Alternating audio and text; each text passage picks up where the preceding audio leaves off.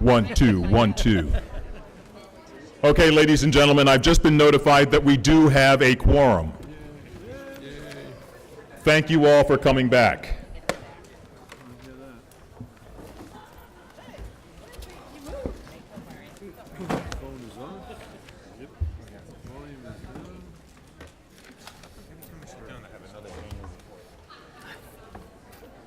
Don't need any more. So this is when they all start working with my boss. This whole crowd, they're not all voters. I hate these chairs. I hate them. I hate them. I hate them. Next to all.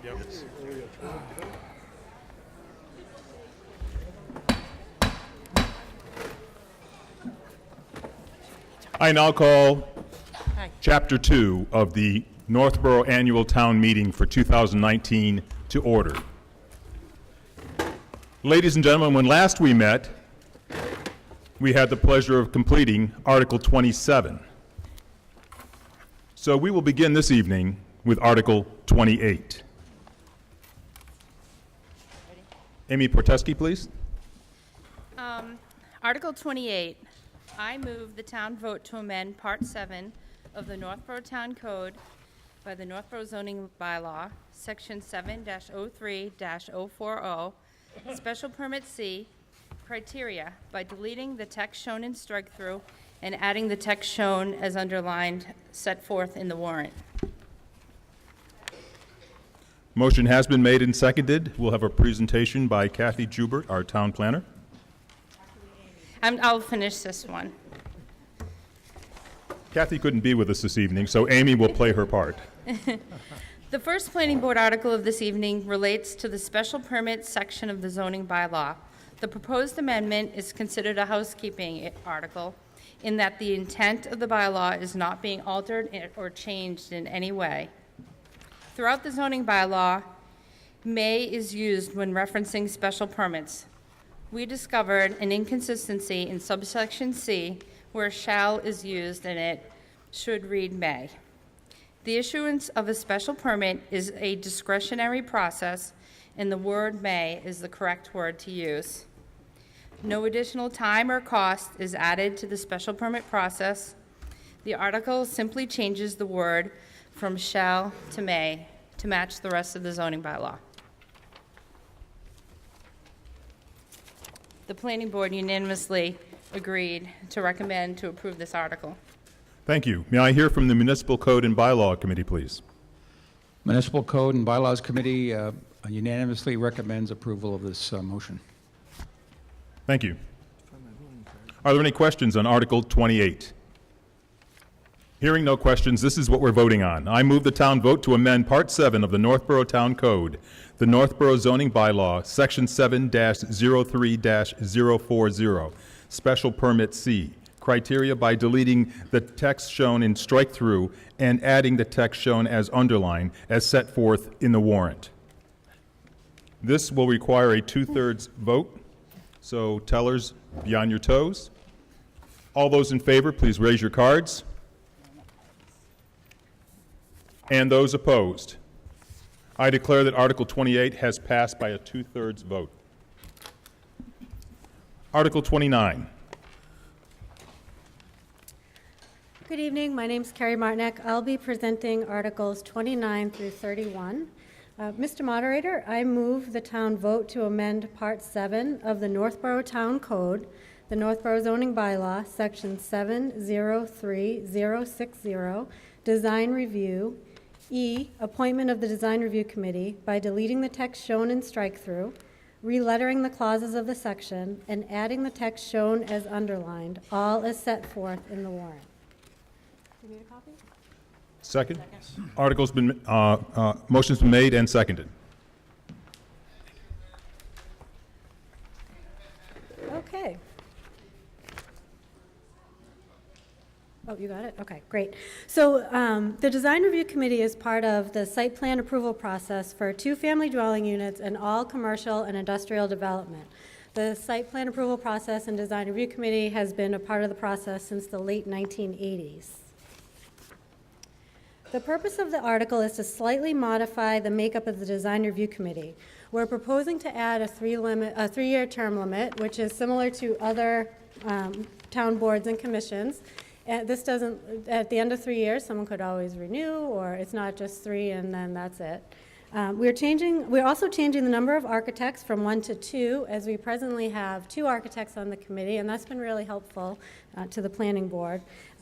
We are also deleting reference to the Chamber of Commerce, and we're adding some background preferences to the residence seat on the committee. So these are just some ideas of if you have a background in design or interior design or just something, a related background to design review. These changes won't add any burden to the applicant or increase the cost or time for the review process. And I can answer any questions through the moderator. Oh, also, the planning board unanimously supports this recommendation. And may I hear from the Municipal Code and Bylaw Committee, please? Municipal Code and Bylaws Committee recommends approval of this motion. Thank you. Are there any questions on Article 29? You use the microphone, please? And give us your name. Hi, my name is Ian Fight of 63 Smith Road. I've just got a question. At the very end, I see that the lettering of D is underlined as if it's being added, but the text of D is not being underlined. So I'm a little confused about that. Is that a new point that's being added, or is it you just re-letter everything after you've deleted the C on the previous line? That's my question. Yeah, I think that's a matter of everything being bumped up. Is that correct, Kathy? It's just everything got bumped up by 1, so it should somehow line up. So when it's in its final format, that will line up as A, B, C, D. Any other questions on Article 29? Hearing no questions, this is what we're voting on.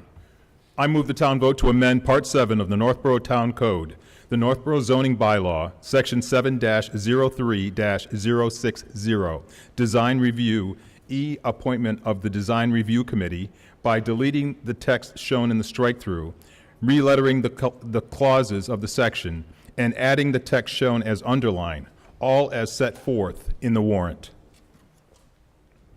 This will require a 2/3 vote. All those in favor, please raise your cards. And those opposed.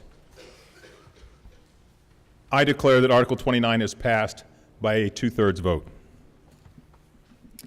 Article 30, please. Yes, thank you. So the next 2 articles go hand in hand. I'm going to start with 30. Mr. Moderator, I move the town vote to amend Part 7 of the Northborough Town Code, the Northborough zoning bylaw, Section 7-05020, classification of uses, G, business uses, number 1, trade, by adding the text shown as underlined as set forth in the warrant. Motion has been made and seconded.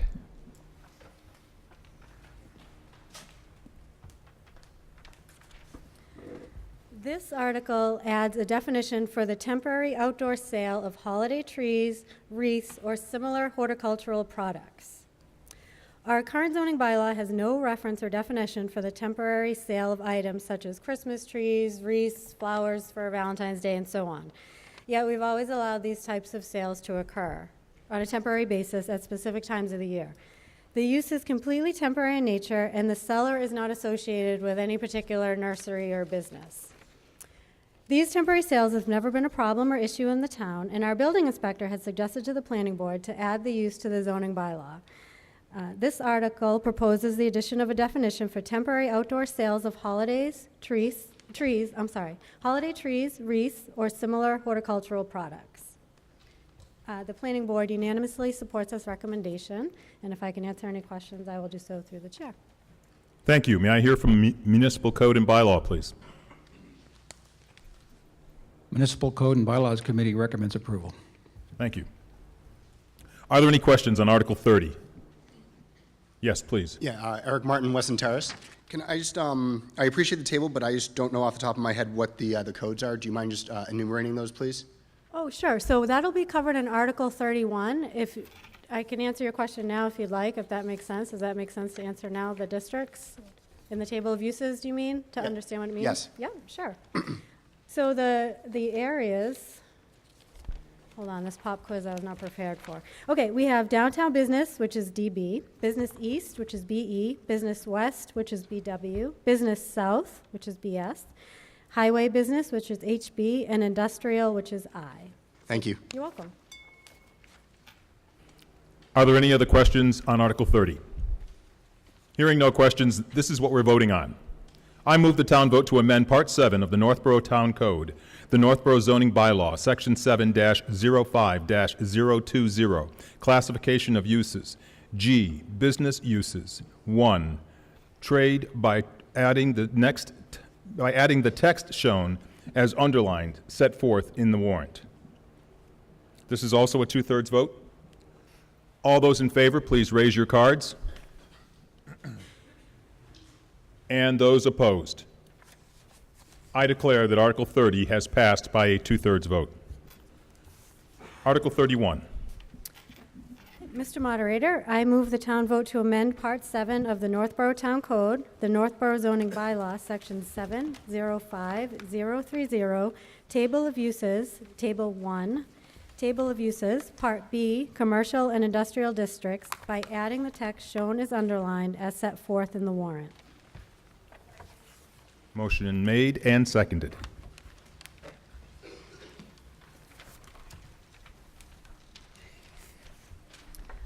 Okay, so essentially, now that we have adopted the definition in the previous article, we now have to give it a home in our use table. So that's to the point of the question that was asked earlier. We are proposing the use be allowed by right in the following zoning districts, and I'll repeat them. Downtown business, which is DB, business east, which is BE, business west, BW, business south, BS, highway business, HB, industrial I. So in this case, no additional permit will be necessary. This addition of the bylaw will allow the building inspector to review these temporary uses and take appropriate measures if someone overstays their welcome.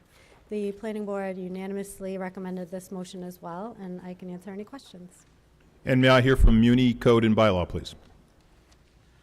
The Municipal Code and Bylaws Committee recommends approval. Thank you.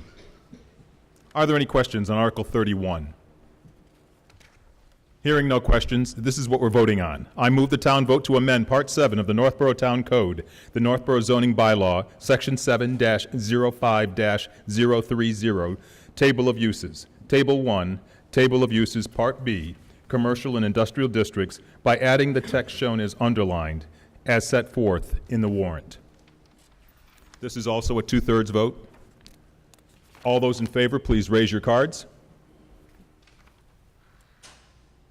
And those opposed. I declare that Article 31 has passed by a two-thirds vote. Article 32, please. I make a motion, I move the town vote to amend Part 7 of the Northborough Town Code, the Northborough zoning bylaw, Section 7-08-020, special permit required, A, by deleting the text shown in strike-through and adding the text shown as underlined as set forth in the warrant. Motion's been made and seconded.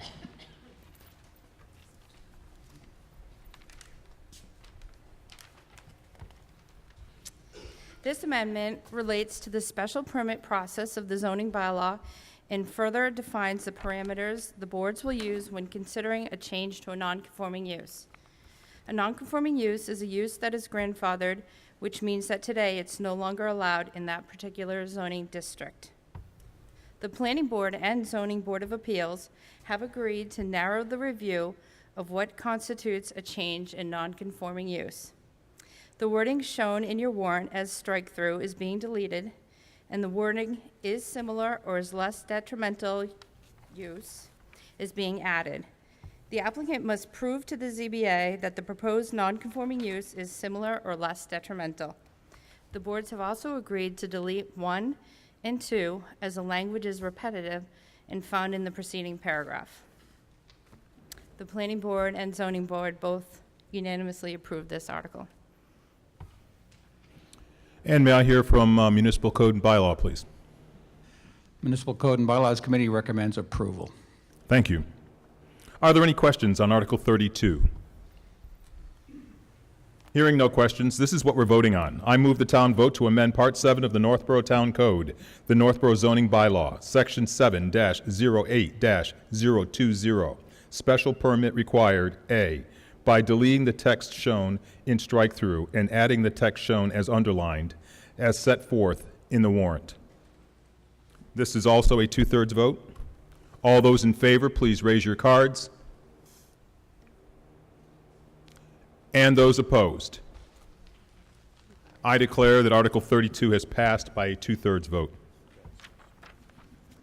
Article 33. Mr. Moderator, I move the town vote to amend Part 7 of the Northborough Town Code, the Northborough zoning bylaw, Section 7-09-040, signs, B, definitions, D, basic requirements, G, signs in business district, highway business district, and H, signs in industrial district as set forth in the warrant. Motion made and seconded.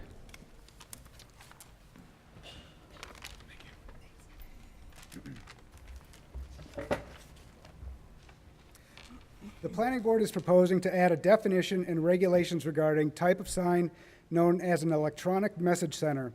This is a type of sign that uses computer-generated messages. The town has recently reviewed and approved 2 applicants for this type of signage. We are proposing regulations in order to allow this type of sign in specific zoning districts where we believe it to be more compatible with the types of business and speed of traffic found in those districts. Today, there are 2 newer EMCs are located at Northborough Family Dental at 293 West Main Street, soon to be moving to 271 Southwest Cutoff, and at Moe's Garage on 269 Main Street. Older EMCs are located at St. Bernadette's and in the center of town. An EMC is defined as any sign that utilizes computer-generated messages or some other electronic means of changing copy.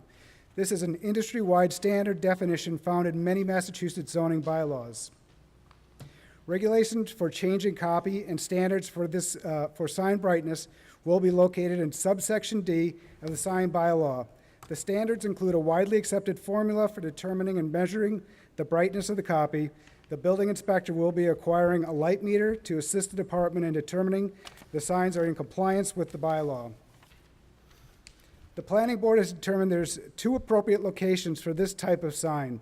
One location is the Highway Business District, which is the zoning district located along both sides of Route 9.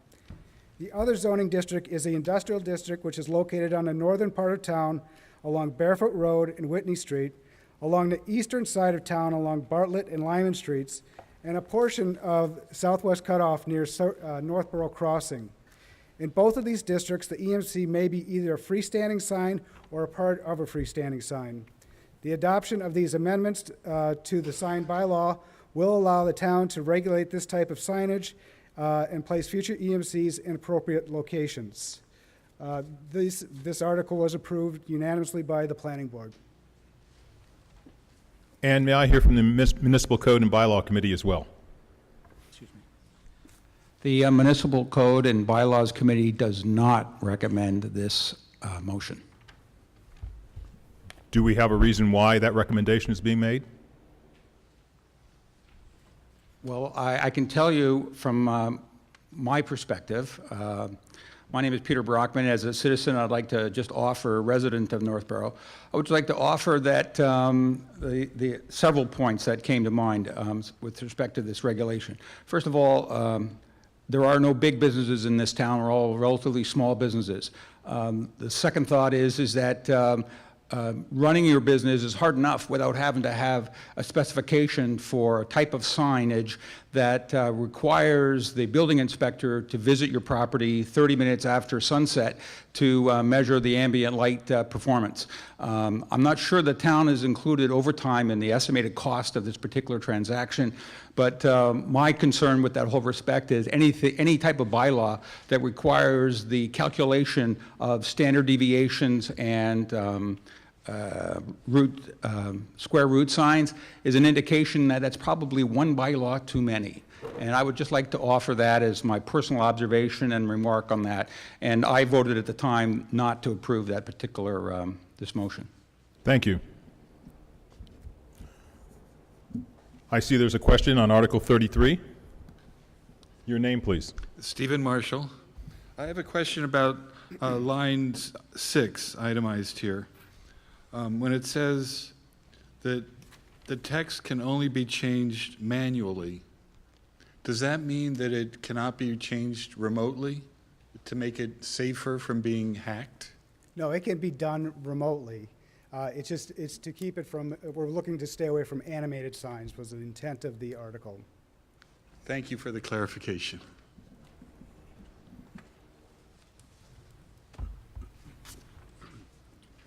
Eric Martin, Wesson Terrace. Right now, as it stands, if there's a sign is too bright, which it seems like what is the intent of the change here, is there a method for residents or people to lodge a complaint if it's a hazard? Well, you could always file a concern with the building inspector. And then also signs that are considered a safety issue are currently able to be addressed currently. Is that correct? Sure. Thank you. Mr. Stone, you were next. Yes. Yeah, just as a small businessman myself, I can understand what the previous gentleman said. But generally, in looking at these requirements, I just wondered, are there signs that are capable of these requirements? So again, what was driving the intent of this article is new technology. And we've got a few in town now. They're bright LED signs. They're virtually a video screen, freestanding sign. They offer very visual, hard impact. And there's a lot of concern about what the imagery looks like going through Route 20, the center of town. And we felt that maybe these type of signs in those areas may not be the appropriate area for them. Over here, please. Carter Brandon, Sherland Drive. I was just wondering, what are the current rules about where these electronic signs and how they can be done in the town, and what is changing with this? So part of this article is to define them as a entity. So we're defining them, what they are, and then where they can be zoned.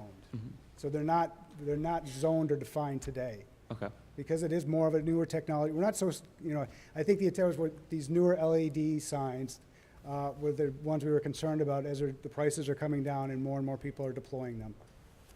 And I guess, is it that if this is not passed, is it that there are just no rules about what these signs can go to?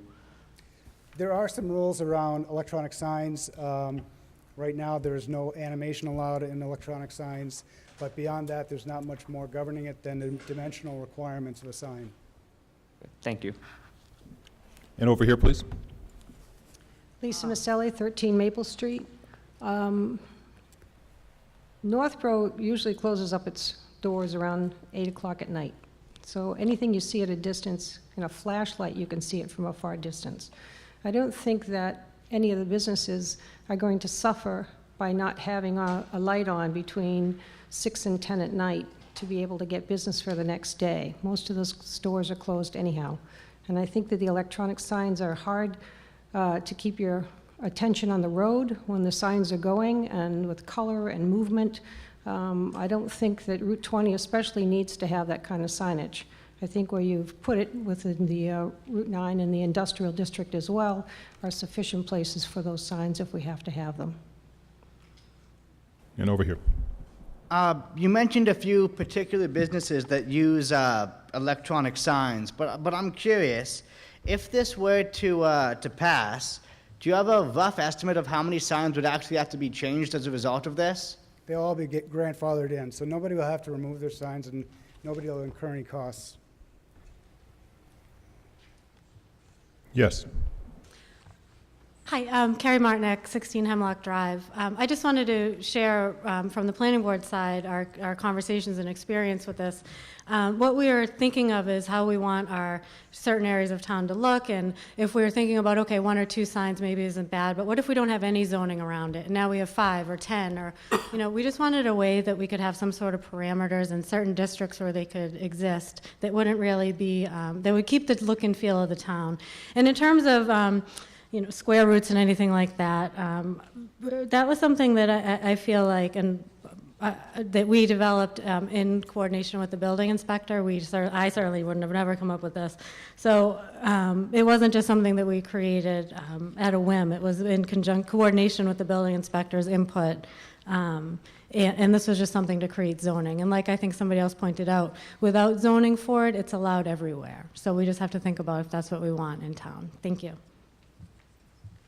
And over here, please. Mike Powell, Whitney Street. The 4 existing signs now, would they be compliant if they were new applications? And if not, why not? They would not be compliant. They would be out of their zoning districts. Yes. You can certainly do that.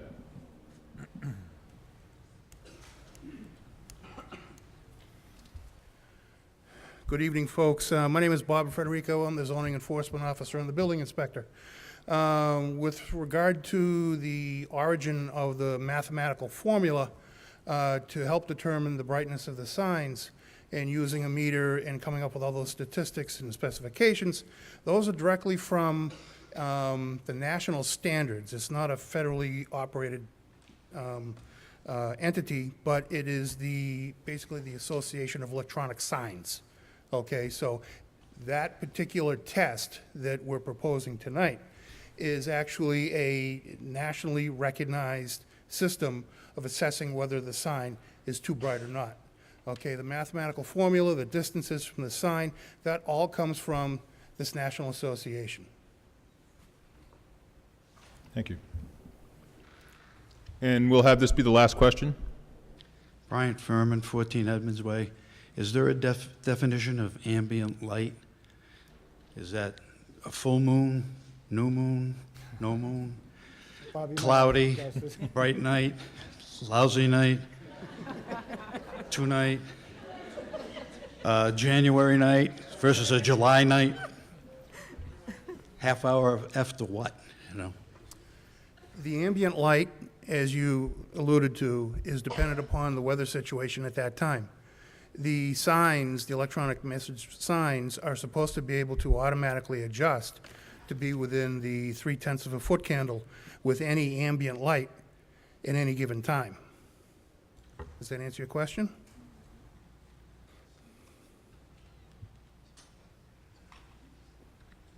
I'm not sure.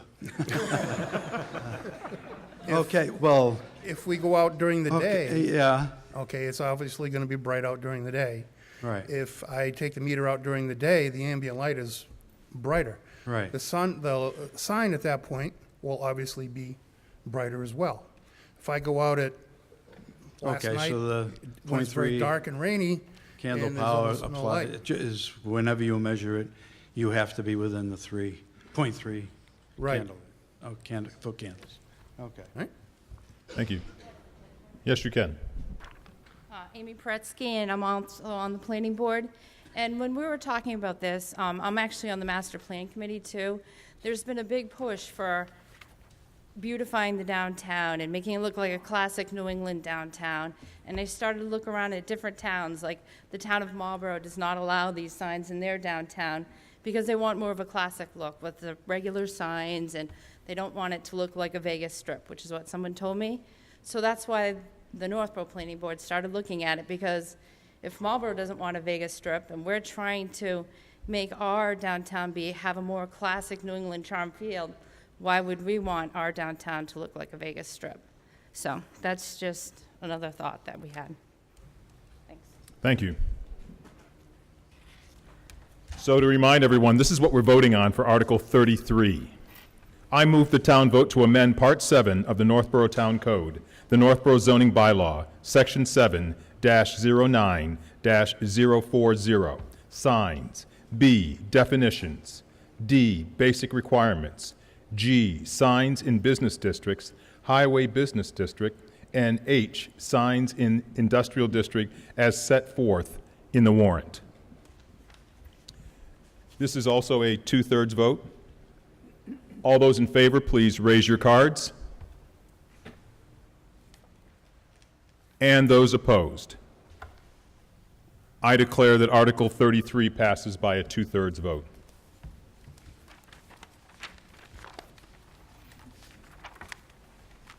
Article 34, Mr. Dudley Darling.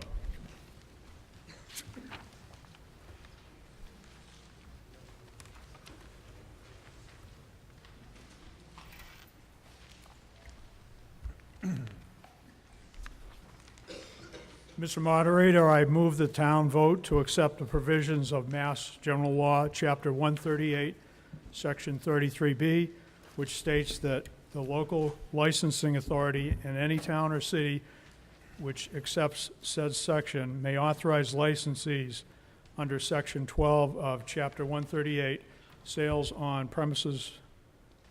for on-premise consumption, to sell alcoholic beverages between the hours of 10 a.m. and 12 noon on Sundays, the last Monday in May, and on Christmas Day or on the day following when said day occurs on Sunday. Second? Motion's been made and seconded. Mr. Darling, please. Sorry.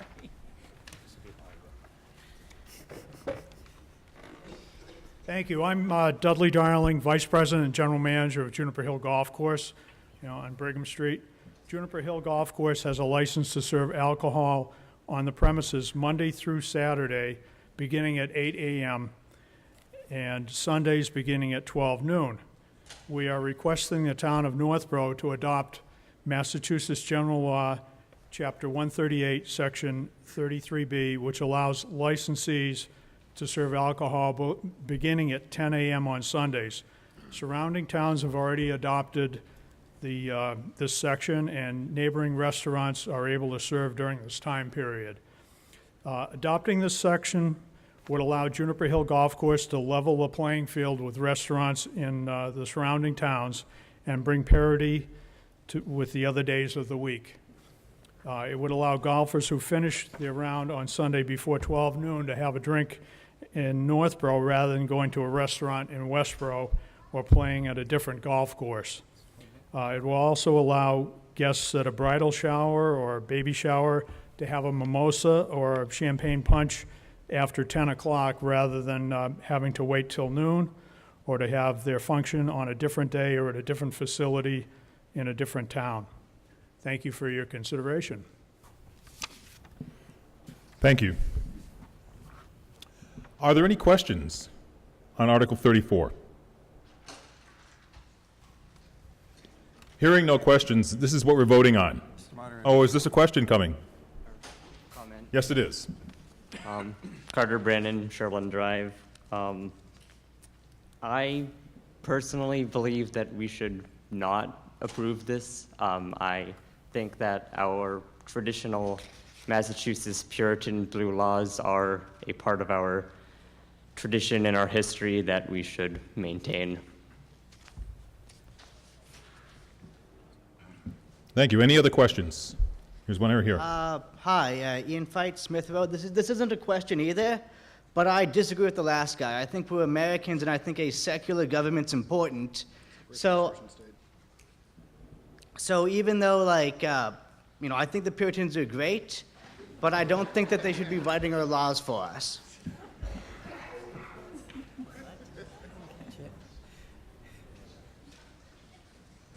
Yes, sir. I have a question. This is probably for the police department. What percentage of arrests in Northborough are based on DUIs? Chief, do you want to answer that?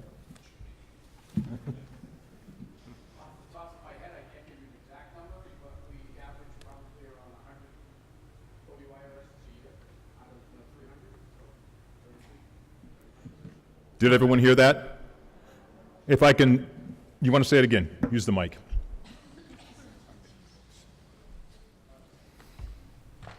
I was unprepared for the exact answer. We make approximately 300 arrests a year, and about a third of them are OUI arrests. Can I just ask one more question?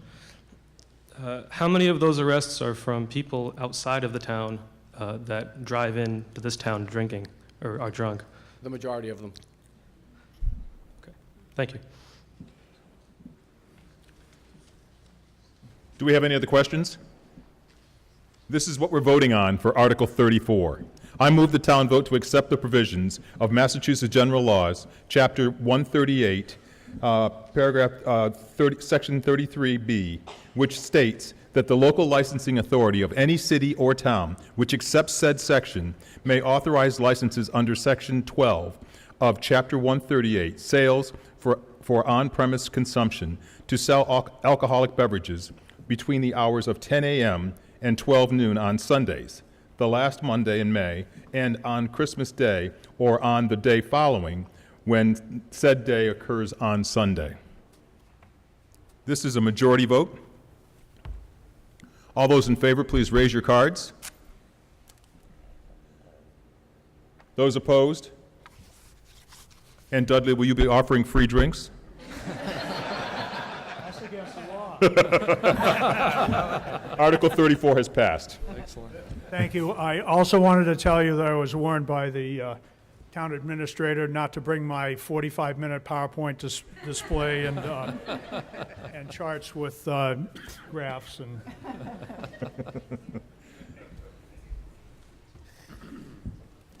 Mr. Stone. Yeah, good evening. I move the town vote to amend the town code, section 1-80-020, holding of annual town meeting and special town meeting, to change the time for each session of the meeting to begin from 7:30 p.m. by deleting 7:30 p.m. and substituting 7 p.m. wherever appearing in paragraph A.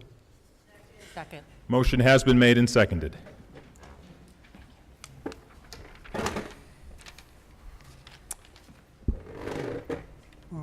Yeah, I'm Doug Stone. I'm a lifelong resident of the town, and I'm asking for your vote to approve the beginning of the annual town meeting and special town meetings 1/2 hour earlier. Those meetings would now begin at 7 p.m. 2 of our last 3 town meetings finished well after midnight. Last year, in order to finish the meeting in one night, the final vote regarding 2 family amendments was at 12:20 a.m. In 2016, we also completed the town meeting in one night with a final vote at 12:15 a.m. to approve the White Cliffs purchase. According to the town's website, all the various town boards and committees begin at 7 p.m. or sooner, except 2. These 2 are the Earthworks and the Appropriations Committee, which I contacted, and they advised me that their meeting time is in fact 7 p.m. and not 7:30, as indicated on the website. Therefore, moving up town meeting to a 7 p.m. start aligns us with other earlier starting times. More importantly, I think most voters would agree that we are sharper earlier in the evening than we are after 11 p.m., when typically no more articles are heard. This change would give everyone a better chance to finish earlier and gain more sleep for the following workday. Finally, passage of this article will not increase your taxes. Thank you. Thank you. May I hear from the Municipal Code and Bylaw Committee? Municipal Code and Bylaws Committee unanimously recommends approval of this motion. Thank you. Are there any questions on Article 35?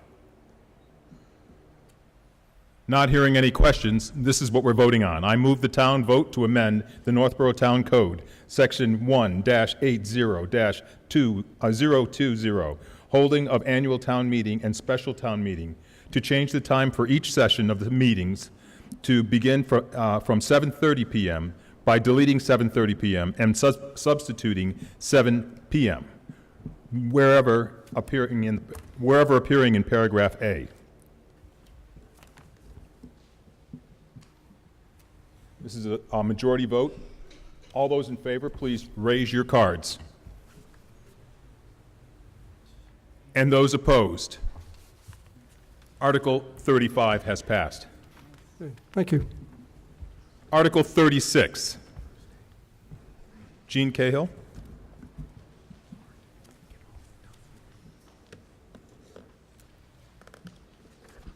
Mr. Moderator, I move the town vote to amend the Northborough Town Code by adding a new chapter to Part 2, General Legislation, entitled Plastic Bag Reduction Bylaw, as set forth in the warrant.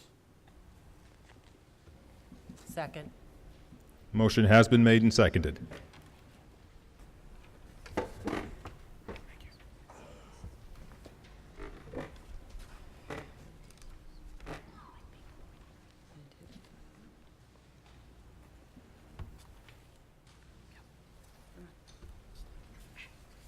Thank you, Mr. Moderator.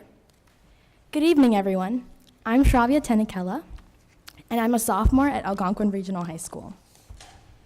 First of all, I want to thank everyone in this room who's helped me and supported and pushed for me to be able to speak today, and it's a real privilege that I'll be able to do this. Thank you. Today's slideshow is relating to both Article 36 and Article 37. They are both written on very similar language, but Article 36 relates to retail stores in Northborough not distributing plastic carry-out shopping bags which are 4 mils thick or less. Article 37 relates to food service facilities in town not providing prepared beverages and meals in containers that are made of expanded polystyrene foam. We have worked with the town to make these bylaws extremely compatible and as thorough as we could, and with optimal flexibility. And this year, we've had better bylaws than last year. These bylaws are very similar to other towns and have similar format. Last year, I was the originator for the plastics ban, and the changes this year that we've made is that we've had more support, more fundamental structure, and more focus on outreach.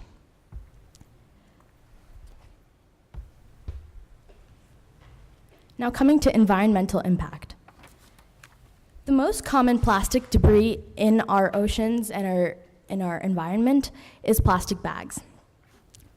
Several hundred marine species every year are affected by entanglement, strangulation, and starvation due to this debris. We may not physically see this debris in our oceans, but they're broken down into small pieces, and we may not even see floating like this picture, but it's there. Just like plastic bags, polystyrene foam also degrades into microscopic pieces, and they persist in our waters.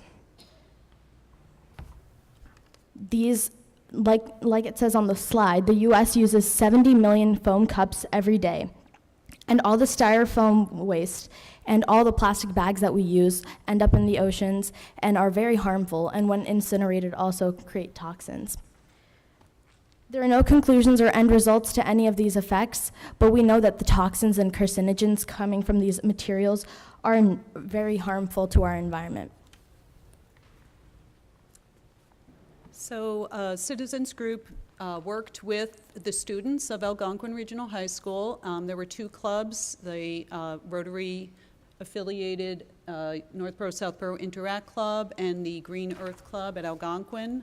Both championed these 2 bands, and I thank them for, some of them are here with us tonight, and I'm really thrilled to be able to follow their lead and to be among the adults who helped out with this to help make this happen and tie it all together and work with the town.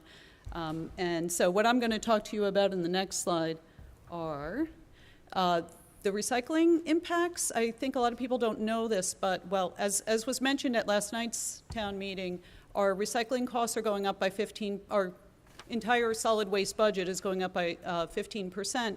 And it's because of the increased cost of recycling. It is the #1 contaminant that's getting into our single stream recycling system is plastic bags.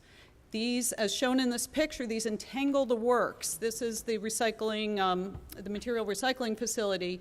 The plastic bags are like hair in your vacuum cleaner beater brush. They just get in the way and entangle, and it takes incredible amounts of human labor to get in there and pull all those things out, which makes the cost of recycling so much higher. China no longer accepts U.S. recycling. We don't have a closed loop. When you know the recycling symbol that you look for before you put it in the bin. Those 3 R's are reduce, reuse, and recycle. We are not completing the loop right now because we're not getting our materials recycled efficiently. They're too contaminated, and plastic bags are a problem. Polystyrene foam is a problem. It's not acceptable in recycling. It can't even be brought to Take It or Leave It Day when the Junior Women's Club allows us, they actually pay for us to bring styrofoam or packaging to them, and they will compress it and recycle it for us. But it's not profitable to do that. It's just a good way to use that material and be able to reuse it. So our recycling system is broken. We need to address that as part, and that's part of what these bylaws are doing. I'll go to the next slide. So we have really good alternatives for both of these, both of the plastic bags and the polystyrene. And as Shravya had said, the polystyrene will be in a separate article. That's article number 37. Shravya also mentioned styrene foam. It has a additional bad quality about it in that it contains free styrene. Styrene is a carcinogen, and it can be mobilized into hot food and oily foods, and it's a probable human carcinogen. If we're going to use a disposable option, paper is just preferred for environmental reasons. It doesn't persist in the environment. But we have many reusable alternatives, the good old-fashioned cutlery and foodware. We can use tote bags that can be used hundreds of times. We're all familiar with those. Paper bags, if you double them up, can be used multiple times. If you forget to bring your bag from your car into the store and once we develop that good habit, we start to remember it. But as we know, it's out there. We're all already using them. Part of what Shravya will tell you is that we've worked not only with town boards, we've presented to civic organizations, but we've also we have also reached out to make sure that the cost impact of this, what it would be in our community, and we want to make sure that we're not hurting small business. And when we bring our bags, when we bring reusable materials and use them in lieu of getting that handout, that free bag, we're saving the merchant the money that they would have to pay for the cheaper plastic or a potentially a few pennies more expensive paper product. And really the basis for why we're doing this is plastics in the environment are not going away. And it's becoming very apparent in the news every day how serious a problem that is in the visible world, the visible plastics, and what we can see it's doing to animals. So, as I already said, bring your own bag, and you save merchants money, and you save the material and waste from using a bag for 12 seconds, 12 minutes. It gets a hole in the bottom. A lot of people say, we want those bags for our pet waste. We want those bags because we line our bins at home with them. They're really chintzy bags. I don't know if, in my experience, they break all the time, and the last thing I want is my kitty litter to be dripping out as I'm using that bag to contain it.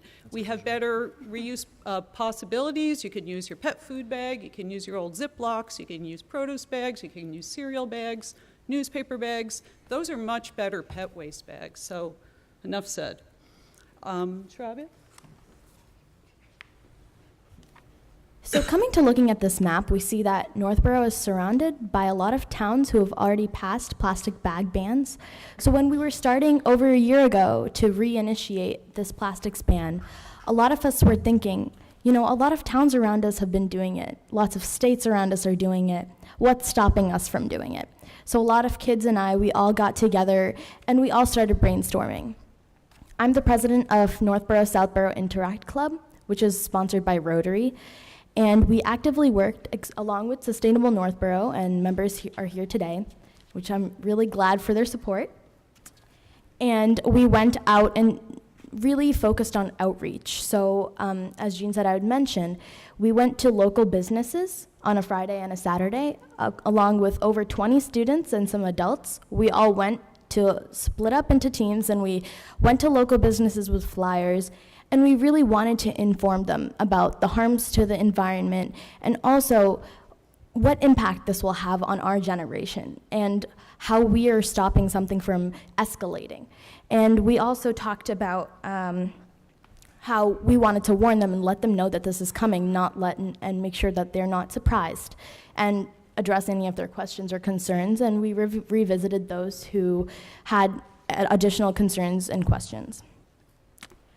So along with visiting local businesses, in schools, along with the ARHS Green Earth Club, we've talked to several classrooms and several students every single day before, after, during school. Students have worked very hard along with me to talk about our cause and let children know and let them know, let their parents know that this is going on. And we also had an awareness night where we played the influential documentary Bag It, and we had a discussion and Q&A at the library to let a lot of people know what was going on. And we went to the Rotary meetings as well, and we let them know. So outreach was very important for this.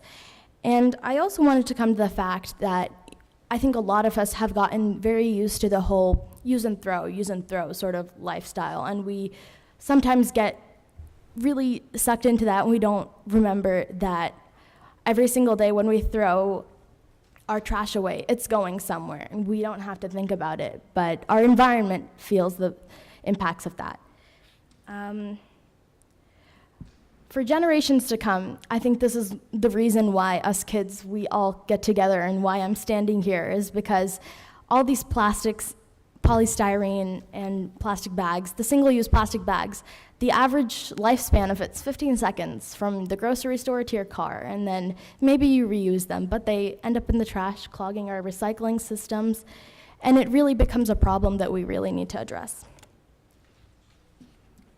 Lastly, thank you so much for listening, and we really want to join everyone else who's made an impact on making plastic bags, try to stop all of the plastics pollution in our environment. Although we may only be 15,000 people in Northborough, I think going in this direction and voting yes for Article 36 and 37 would really be a huge step in the right direction and really making a significant impact on my life, on everyone else's life, and you probably see the day-to-day impacts every day, and for so many more generations to come. So please vote yes for Article 36 and 37.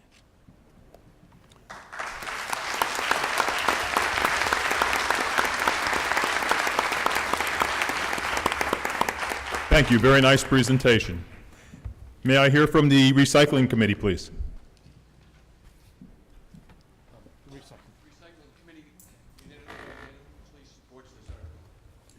Okay. Unanimous support of the article. And the Board of Health, please.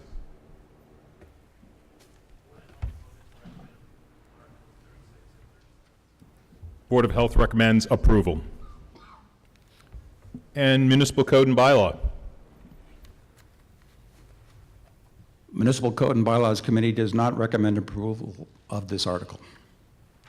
Do we have a reason? Yes, we do. There are several defects in the write-up. Severability, for example, specifies that any portion is found to be invalid, the whole law stays in place, which doesn't make any sense. So, for example, if there are no penalties, what's the point? On the other hand, if there's no retailers defined or single-use plastic bags are stricken from the law, that doesn't make any sense. So really, severability should not apply. 3.9, single-use plastic bags, refers to specific bags that are intended for single-use transport of plastic bags. I don't know about you, but when I go to the grocery store, I take the bags and I bring them home, and I reuse them. I use them to wrap up my trash and put them in the town of Northborough bags, where, by the way, they end up in the, not in the landfill, they end up in the incinerator. So that stuff gets burned away. So that was a big concern. And then finally, 4.2 is also a flaw in the sense that the Board of Health is authorized to promulgate additional rules and requirements. There are no, if I'm not mistaken, there are no bylaws in Northborough that delegates responsibility. This is a mistake that our Congress makes all the time, delegates responsibilities of lawmaking, rules and regulations to an appointed body. So those were the 3 or 4 big ones that we would like to comment on.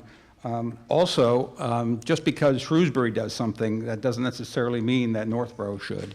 I would also like to commend our students and their adult leaders on an excellent presentation. Thank you so much for your attention to civics. This room is full of people that are expressing our right to speech, so thank you very much. That's the basis of the arguments that we came up with. All right? Thank you. Are there any questions on Article 36? Ooh, it's a tie. So I like my reusable bags. I have them in the car, and I have the good habit. But for those who think the alternatives work, I challenge you to go to Bed Bath & Beyond in Shrewsbury on a rainy day like yesterday and buy 4 pillows. What they give you is a giant paper bag, because that's all they can give you, which gets soggy and rips, and your pillows end up in the parking lot on the ground. I also challenge you to carry your sick kid into CVS to get 4 items, and you don't remember your reusable bag because you just came from the doctor, and now you're carrying a kid in one arm, and CVS can't give you a plastic bag for your 4 items so that you can get them out of the store, and you can't leave your kid in the car, and now what do? So I agree there's a plastic problem, but it sounds to me like a littering problem and an education problem. I'm all in favor of enforcing the littering ordinances, and I'm all in favor of taking your plastic bags to Wegmans and recycling them where they're highly recyclable. They don't end up in the stream causing the recycling contamination problems, which they do cause in the household stream. But just like you have to take your reusable bags to Wegmans to go buy groceries, you can take your plastic bags back to Wegmans and recycle them in the nice big bin that's right there. So it seems like a littering and education problem, not something I need someone to tell me what I can do with my sick kid when I'm going into CVS. Over here, please. Eric Martin, Weston Terrace. Given the severability clause 2.0, is it, when we vote, do we have to vote on what's written right now in the warrant, and any changes would force this to be not able to vote on? That's certainly, if it's properly worded and framed, an amendment can be made. Okay. But I would suggest that we have a conversation with town council before that amendment is made, if you're thinking of doing that. Thank you. Bill Halter, 59 Leland. I've got one question to start with. Why isn't the article up on the board? You're talking about what was in the warrant? Yes, please. Is this what we're going to vote on, what's in here? What's in the warrant, yes. Okay. To begin with, it starts out the production of thin film. We can't control the production of that product. So that's the wrong word that we're going to vote on. I've heard a number of people say that, we use the bags. My granddaughter takes her dog out. She cleans up after him using one of those bags. We pass them around in little cans in our bedrooms and our bathrooms in our house, and I'm sure everybody else in this place does too. You talked about the environment.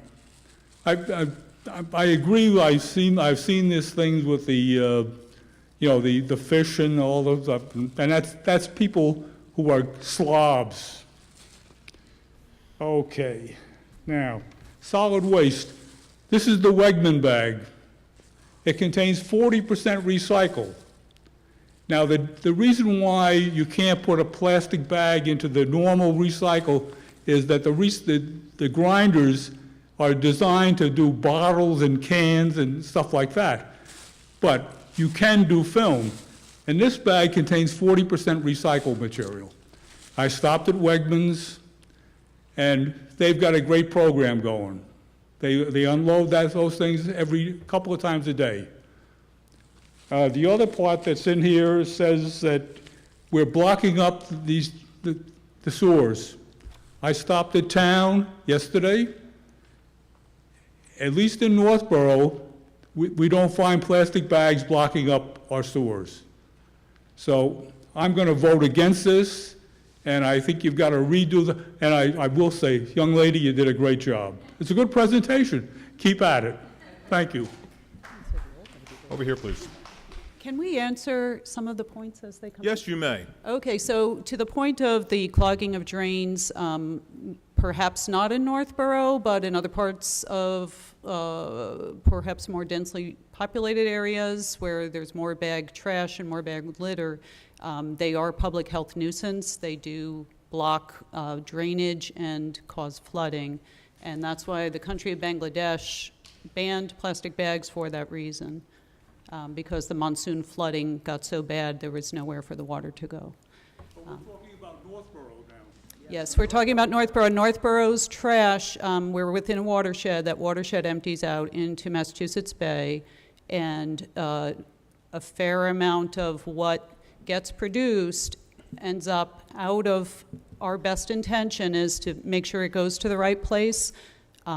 Things I put in the trash blow away. I've been in Boston and I've watched trash cans get inverted by wind and just watched all the plastic blow out into the seaport waterway. So the problem is the fugitive release. It is not our best efforts to control it. It's just that it's already out there in such abundance that we have a very large environmental problem in our oceans right now, and we have to start to change our practices in order to get that dealt with, not only here in Northborough, but in the entire world. Over here, please. Hi, Dave Morgan from on Maynard Street. So Shravya, I think you've done a brilliant job. Leadership is having the courage to challenge social norms, and I think you've put together a really great story here and presented yourself and your ideas very well. Number two, I think some of the dialogue around let's not approve this because of the wording feels odd. This is my first town meeting to vote on, and everything we've listened to so far tonight has been changing wording. So why would we prevent this action based on the way it's worded today when we can evolve it going forward? So I think that's just a big distraction from the real issue at hand. And the third one is we spent, in my mind, an inordinate amount of time asking questions around the lighting of signs because of how it may make the town look or feel. But if you look around the hedgerows in the corners of the streets and everything around the town, everywhere you see is plastic and litter. And now we're hearing about, well, that's a litter problem. And I think that's also a distraction. You know, to change this, you got to get to the root cause, which is the material itself. So thank you very much.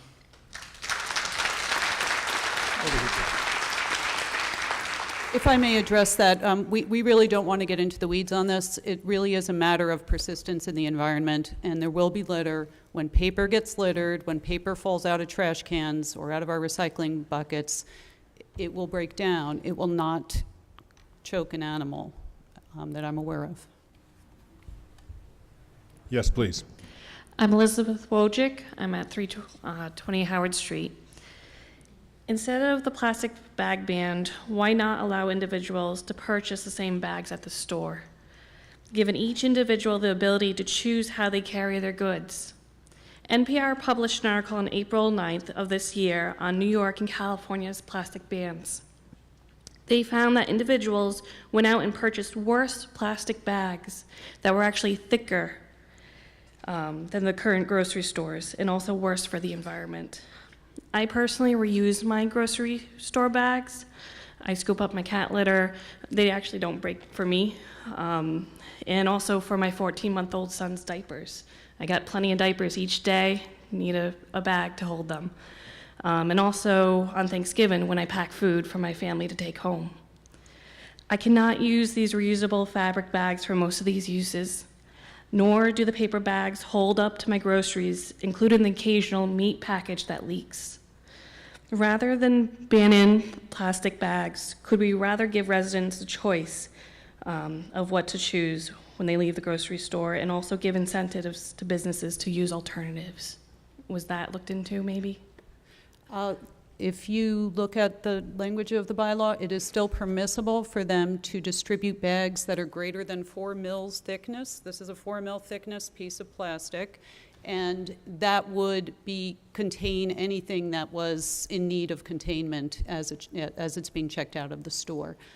Yes, I have read that too, that 120% more, the sales of trash bags have gone up by essentially twofold in places that have banned plastic bags. So people do have to, feel the need to buy a plastic bag in the place of what they used to get for free. That's not really it's a bit of an apples and orange comparison because that's 2 times a prior rate of trash bag purchase. It's not equating the number of bags, the square footage, or the mass of bags that would have been kept out of the waste stream, would have been kept out of the environment because of the ban that was put in place in that city. And- Okay, do you understand that? That you can still use, thick plastic bags can still be distributed, but they're intended for reuse. They're not the thin film plastic. Right, and normally when I go to, say, Stop and Shop, and they don't have those thin plastic bags anymore in other towns, it's just the paper bags. The thicker ones, though, for my purposes, I use so many of them that I feel it would actually be worse for the environment to have that. So I would say if we can give businesses an alternative and also give our residents a choice of what to choose instead of just outright banning them. Thank you. And you can purchase those bags, too. Over here, please. Hi, my name is Judy Palkin. I live on Samuel Gamwell Road. First, I want to thank Jean Cahill and the Algonquin students and everyone who worked really hard to get this proposal to where it is.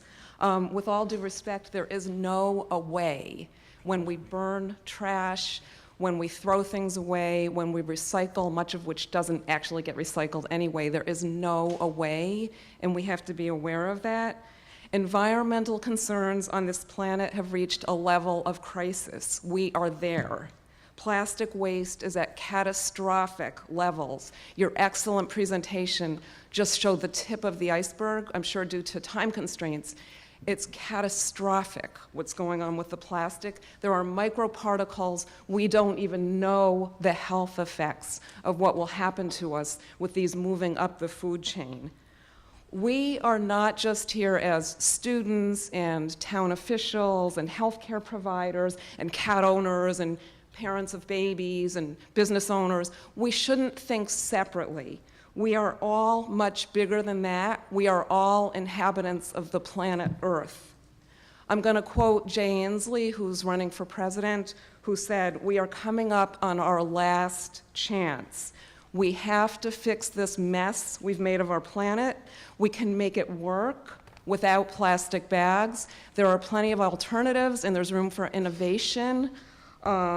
So my question is, and this is just a rhetorical question, I don't really expect an answer right now, what is the alternative if we don't take all possible and reasonable steps to fix the damage to our planet?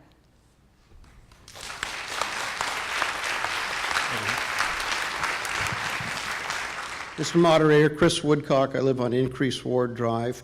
Mr. Moderator, I'm a little disappointed at some of the discussion going on here. The raising of a severability clause is just a red herring, and I think everybody in this room recognizes that's a red herring. I mean, I'll defer to town council on this, but I've been working in municipal government writing bylaws throughout this country for over 5 decades, and I have seen severability clauses in almost every one of those, and every one of them has the same defect that was brought before this town meeting and is still there and has still been approved by town councils throughout this country. That's not a defect. It's something that should be there, and if part of it is found wrong, it can be addressed. But that's something that's very common in here, and to suggest that's some sort of a fatal flaw, I think, is a terrible red herring and a disservice to this town meeting.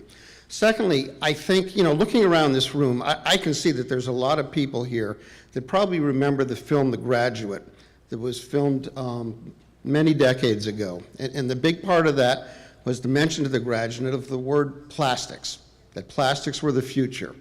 I think after all these decades, almost a half century of that, I think we're all come to recognize that plastics are not the answer. Plastics are an enormous problem to our Earth, to our future, to our children's future, our grandchildren's future. And it's something that I don't think there's any debate, and I suspect there won't be anybody that would dare come to a microphone before this town meeting and say plastics are a good thing. I think we can all, 99.9% of us, agree that plastics are bad. And this bylaw, both of these bylaws, the styrofoam too, go to address that problem. Yesterday was Earth Day, and I would like just for once, for just a few minutes, when you consider your vote here, to think about Earth Day. I hear a little bit of inconvenience of having to go to a store and maybe forgetting a bag, and whether that inconvenience is really worth it to the lives and the futures of your children. Think about that for a minute when you vote on this. Is that little bit of inconvenience that much of a problem? I suggest it really isn't. That's not a big inconvenience.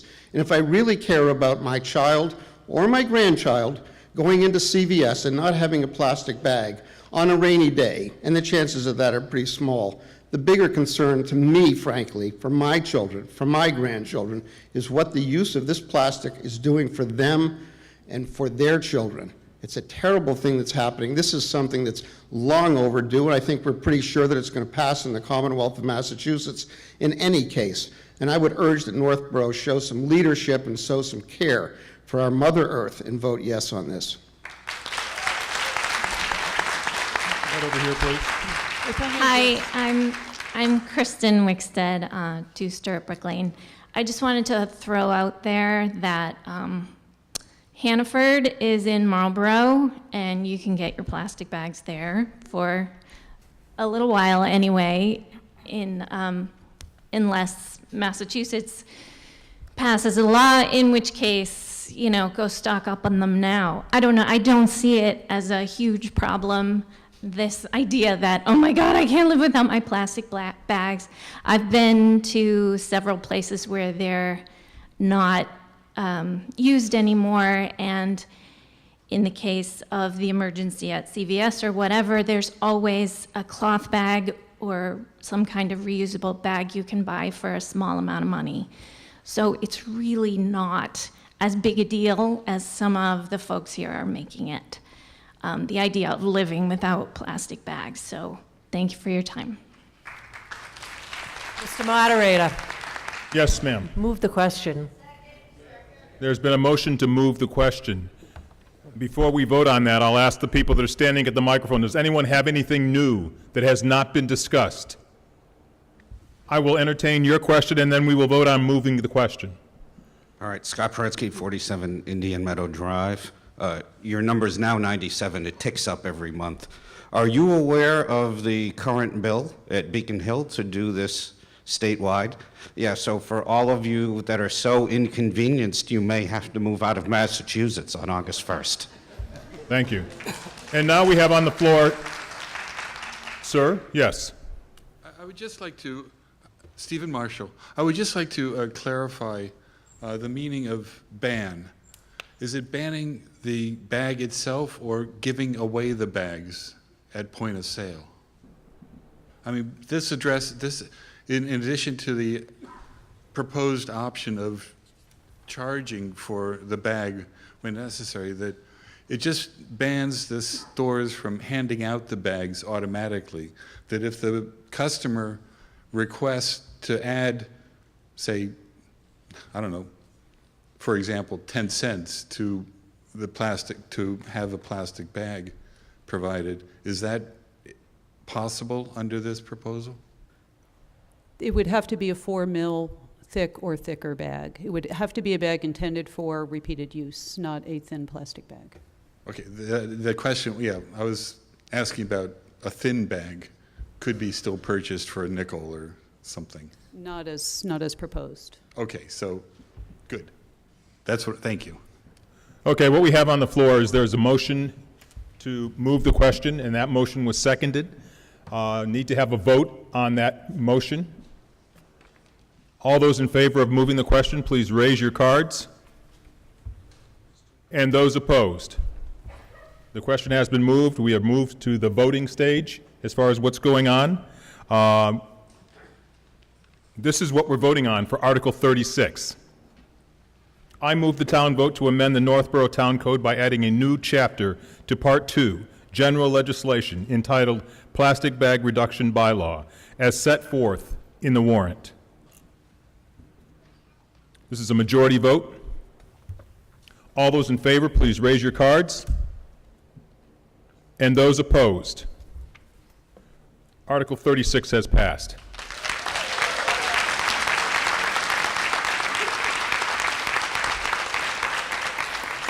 Article 37, I assume the presentation has already been made?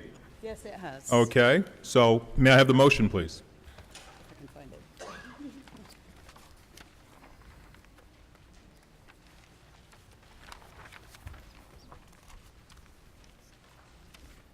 Sorry, we came over prepared. Article 37, Mr. Moderator, I move the town vote to amend the Northborough Town Code by adding a new chapter to Part 2 general legislation entitled Polystyrene Reduction Bylaw as set forth in the warrant, and there will be no further presentation. Second.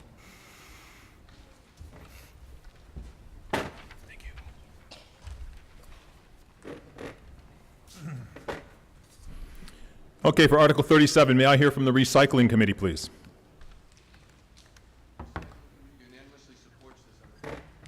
Unanimous support.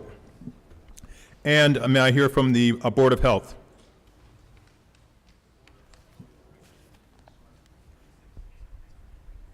Recommends approval.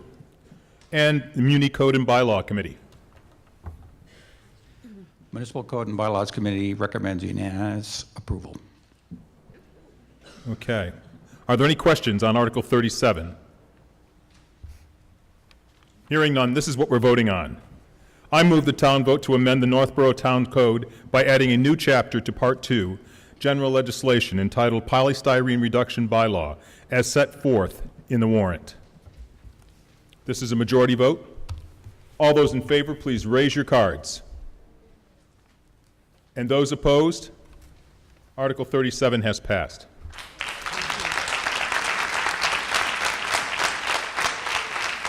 Article 38. We'll give them a minute just to decompress there. Let's have a hand for the student representative.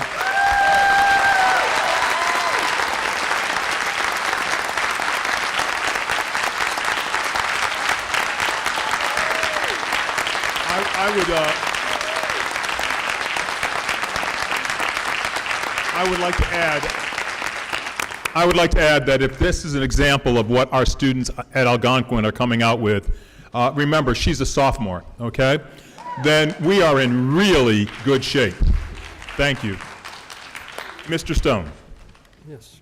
I move the town vote to amend the Northborough Town Code to eliminate the quorum requirement for the annual town meeting and special town meetings by deleting section 1-80-090 quorum, and by deleting from section 1-80-020 paragraph B the following words: provided, however, that any session of an annual town meeting or a special town meeting shall be adjourned before the time otherwise provided herein if, by 1 hour after the time set for beginning, a quorum has not assembled, or if thereafter a quorum is declared to have been lost.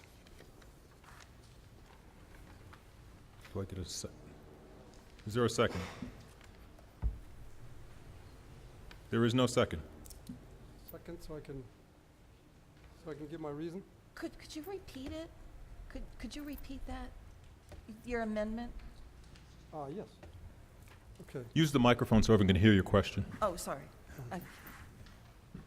I was wondering if Mr. Stone could repeat you added an amendment to the article, correct? Yes. If you could just repeat that? Yes. This is just a legal description of what dropping the quorum is. By deleting from section 1-80-020, paragraph B, the following words: provided, however, that any session of an annual town meeting or a special town meeting shall be adjourned before the time otherwise provided herein if, by 1 hour after the time set for beginning, a quorum has not assembled, or if thereafter a quorum is declared to have been lost. So this was given to me by legal counsel as a legal way of describing dropping the quorum. Does that make sense?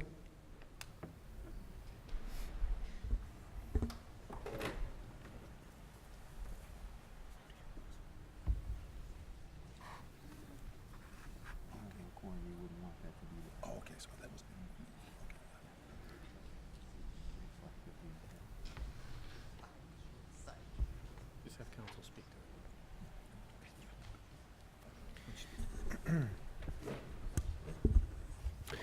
Mr. Moderator, the second portion of the motion is to reflect the fact that there are two instances in this portion of the bylaw that relate to a quorum. And the language that was read refers to what would happen if a quorum is lost. Well, that would be inapplicable if there is no quorum requirement. And so to accomplish the stated intent in the article of eliminating the quorum requirement, that language would be eliminated also, or it would be appropriate to eliminate that language also. And that was the reason for that additional portion of the motion. So the motion has been made. Was there a second? I did not hear a second. There is a second. Okay. So motion has been made and seconded. Mr. Stone, your presentation. Point of order? Yes.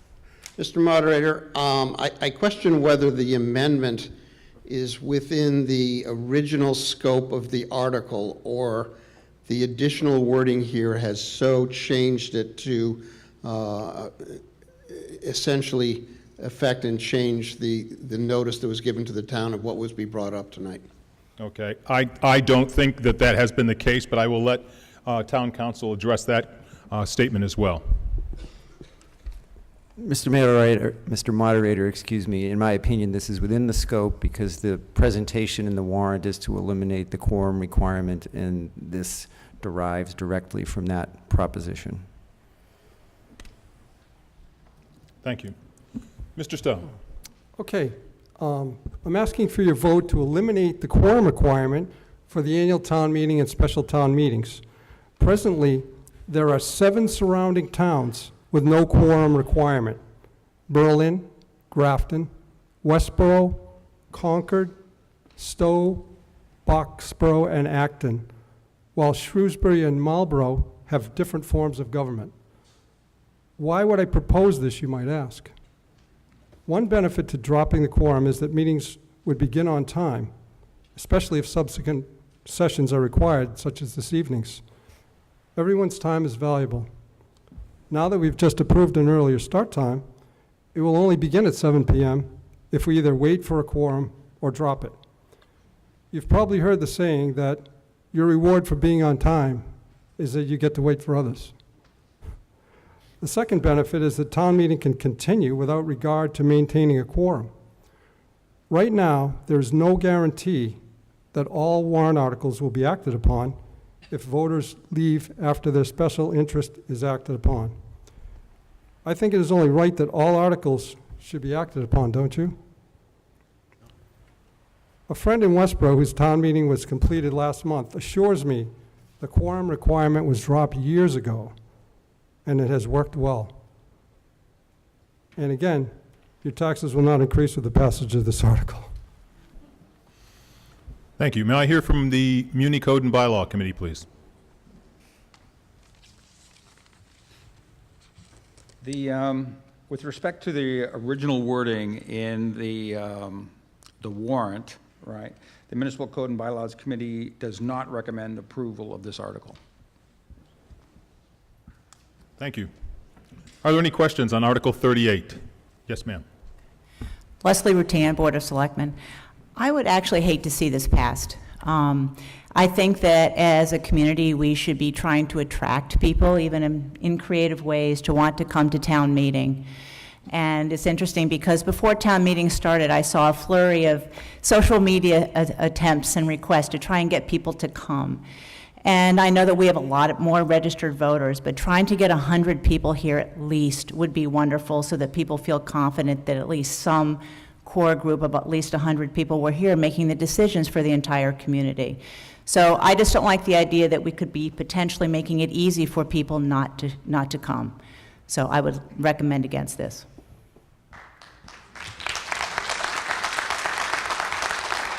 Are there any other questions on Article 38?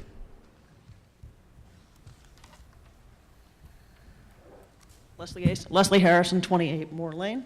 I have come 180 degrees on this since yesterday.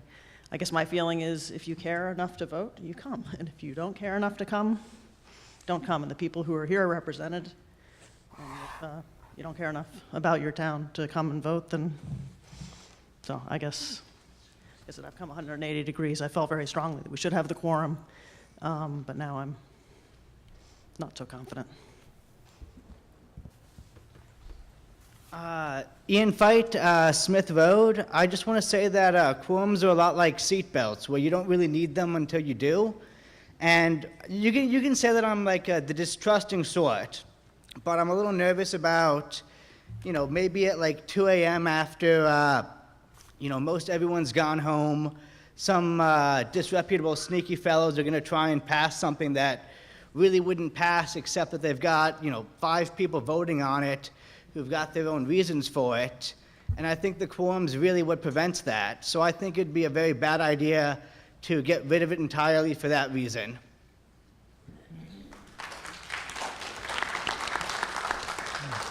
Ernie Walshton, 69 Washburn Street. I think a quorum is 100, am I correct? That is correct.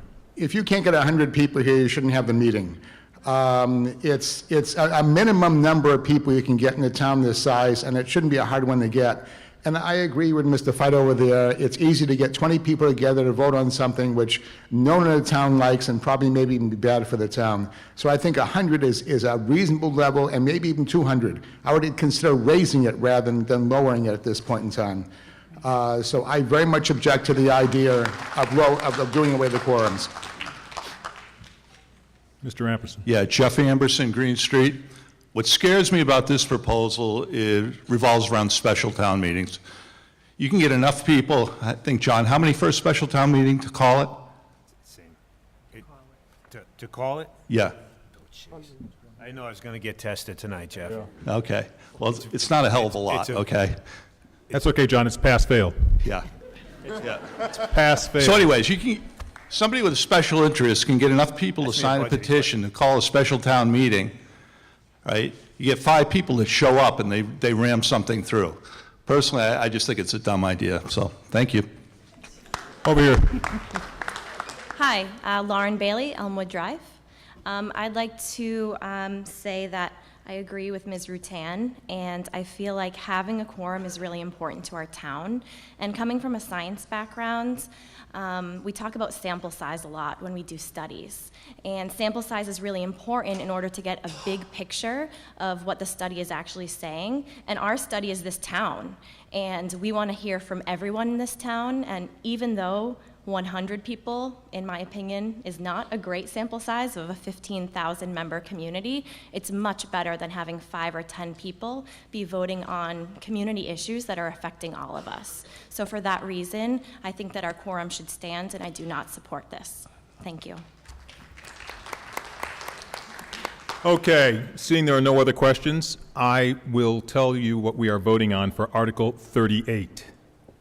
I move the town vote to amend the Northborough Town Code to eliminate quorum requirement for the annual town meeting and special town meetings by deleting Section 1-80-090, quorum, and by deleting from Section 1-80-020, paragraph B, the following words: provided, however, that any session of an annual town meeting or a special town meeting shall be adjourned before the time otherwise provided herein, if, by 1 hour after the time set for beginning, a quorum has not been assembled, or if therefore thereafter a quorum is declared to have been lost. This is a majority vote. All those in favor, please raise your cards. Those opposed? Article 38 does not pass. Thanks for your consideration. I appreciate it.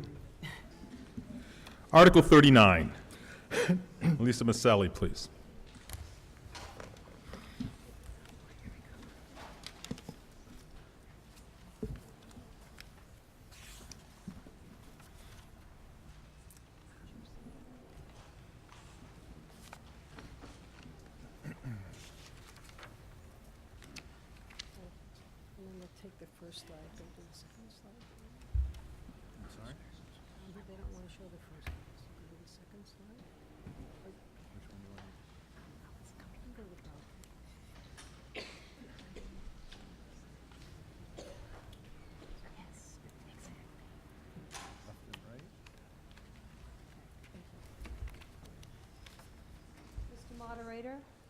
Microphone, please. Mr. Moderator, I move the town vote to amend the Code of the Town of Northborough, Chapter 2, General Legislation, by deleting Section 244-100, entitled Snow and Ice Removal from Sidewalks, as set forth in the warrant. Motion has been made and seconded.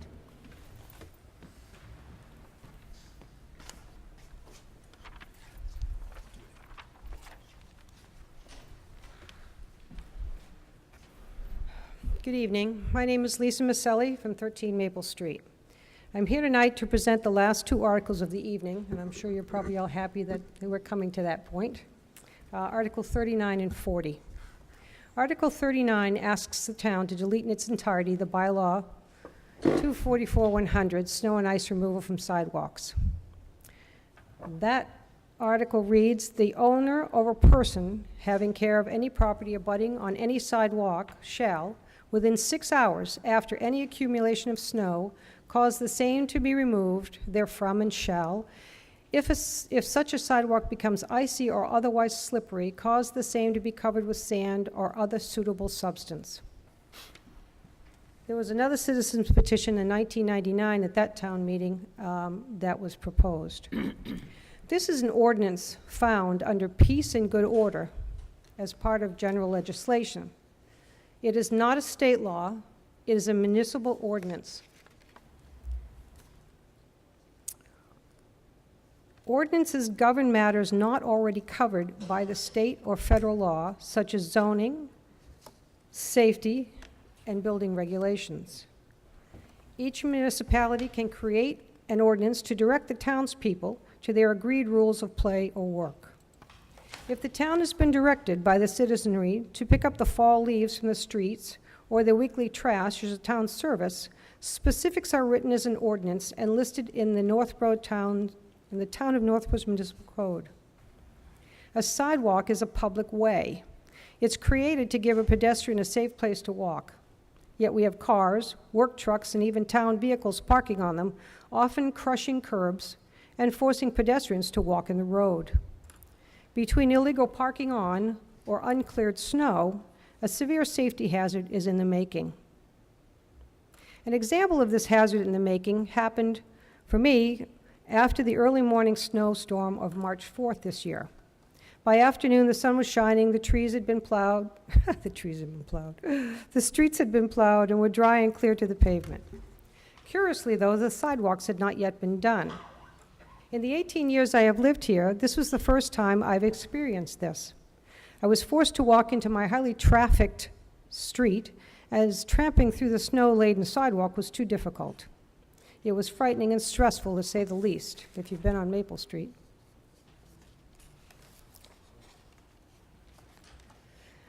I live less than 400 feet from the Peasley Elementary School, and even though I always shovel my walk, it gets plowed again by the town because of the school route.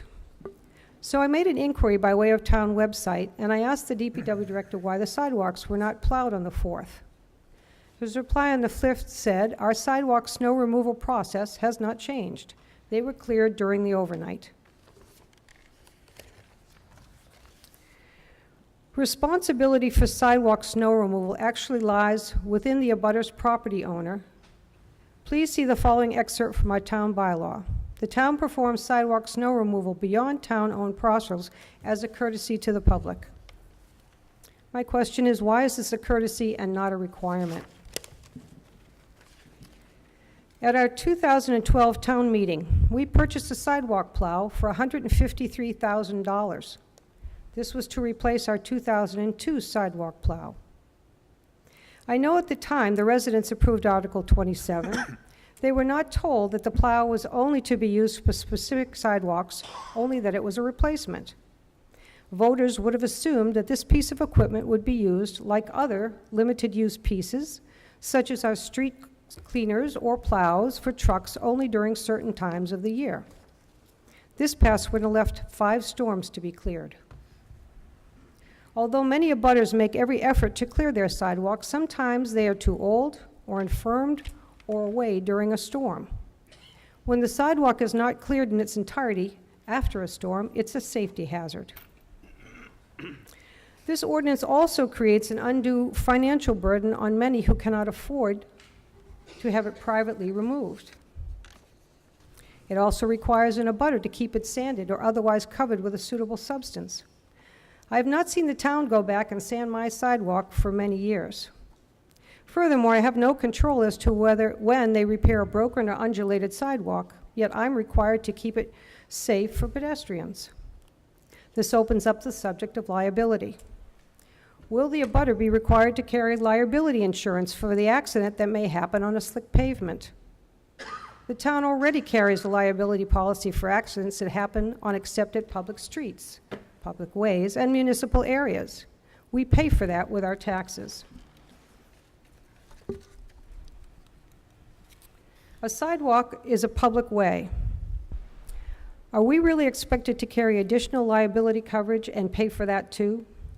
I don't think a homeowner's policy would even offer that coverage.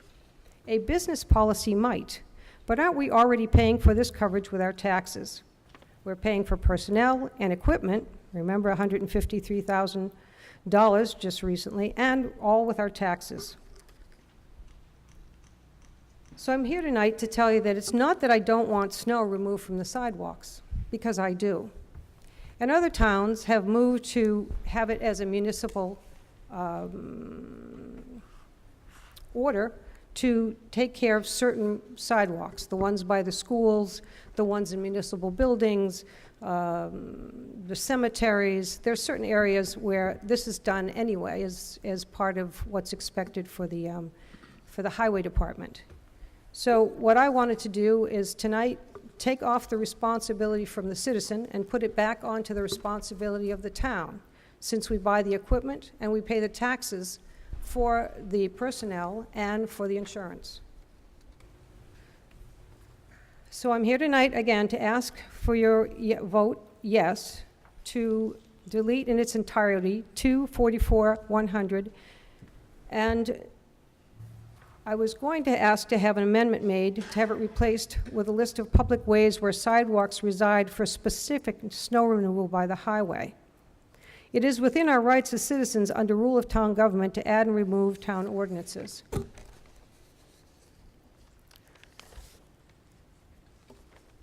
For filing purposes, I was asking that the original snow and ice removal from sidewalks that was put under peace and good order in general legislation would be better served if the sidewalk dispositions were all kept together in the Chapter 4, Streets and Sidewalks, along with 08, Snow on Public Ways.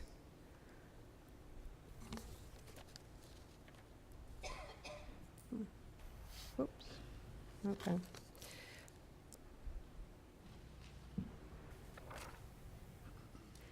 There's a present snow removal, which is a 964-050, which actually displays the locations that are listed for snow removal.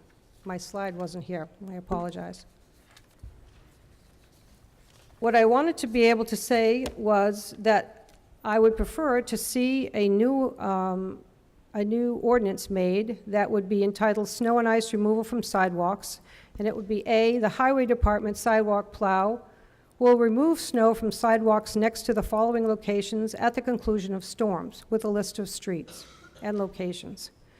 B, the reason for the removal at these locations is based on a relatively high level of pedestrian traffic, including but not limited to school children, seniors, and shoppers. And C, sidewalk snow removal on additional public ways may be requested by way of citizen petition to the Board of Selectmen. If, in fact, we do say yes to this removal of the original, I will come back next year with a proper warning or an advance notice with the list of streets and recite this second paragraph that I've just read to you. So I'm asking tonight for your vote to remove the responsibility of the sidewalk snow removal from the citizenry. Thank you. May I hear from the Municipal Code and Bylaw Committee on Article 39, please? By unanimous vote, the Municipal Code and Bylaws Committee does not recommend approval of this article. Is there any particular reason? Yeah, the reason we thought that it made a lot of sense was that there has to be some responsibility of ownership of a piece of property with the sidewalk in front of it. It's not just a right. There are many properties in Northborough that don't have sidewalks. And the thought is as an owner, you're in the best position to know that it has snowed, that it has snowed a lot, and that you need to put salt on that. And that was the basic logic of why we recommended against it. We kind of like that idea of having citizens with responsibilities. It kind of goes with the nice town we live in. Thank you. May I hear from the Board of Selectmen on Article 39, please? The Board of Selectmen unanimously oppose this article. And may I hear from the Appropriations Committee on this article? The Appropriations Committee unanimously voted to recommend not to approve this article. And may I hear from the Financial Planning Committee, please? Mr. Moderator, the Financial Planning Committee does not recommend voting for this article. Thank you. And I assume these are questions on Article 39? Yes, ma'am. Melissa Eben, 6 Jethro Peters Lane.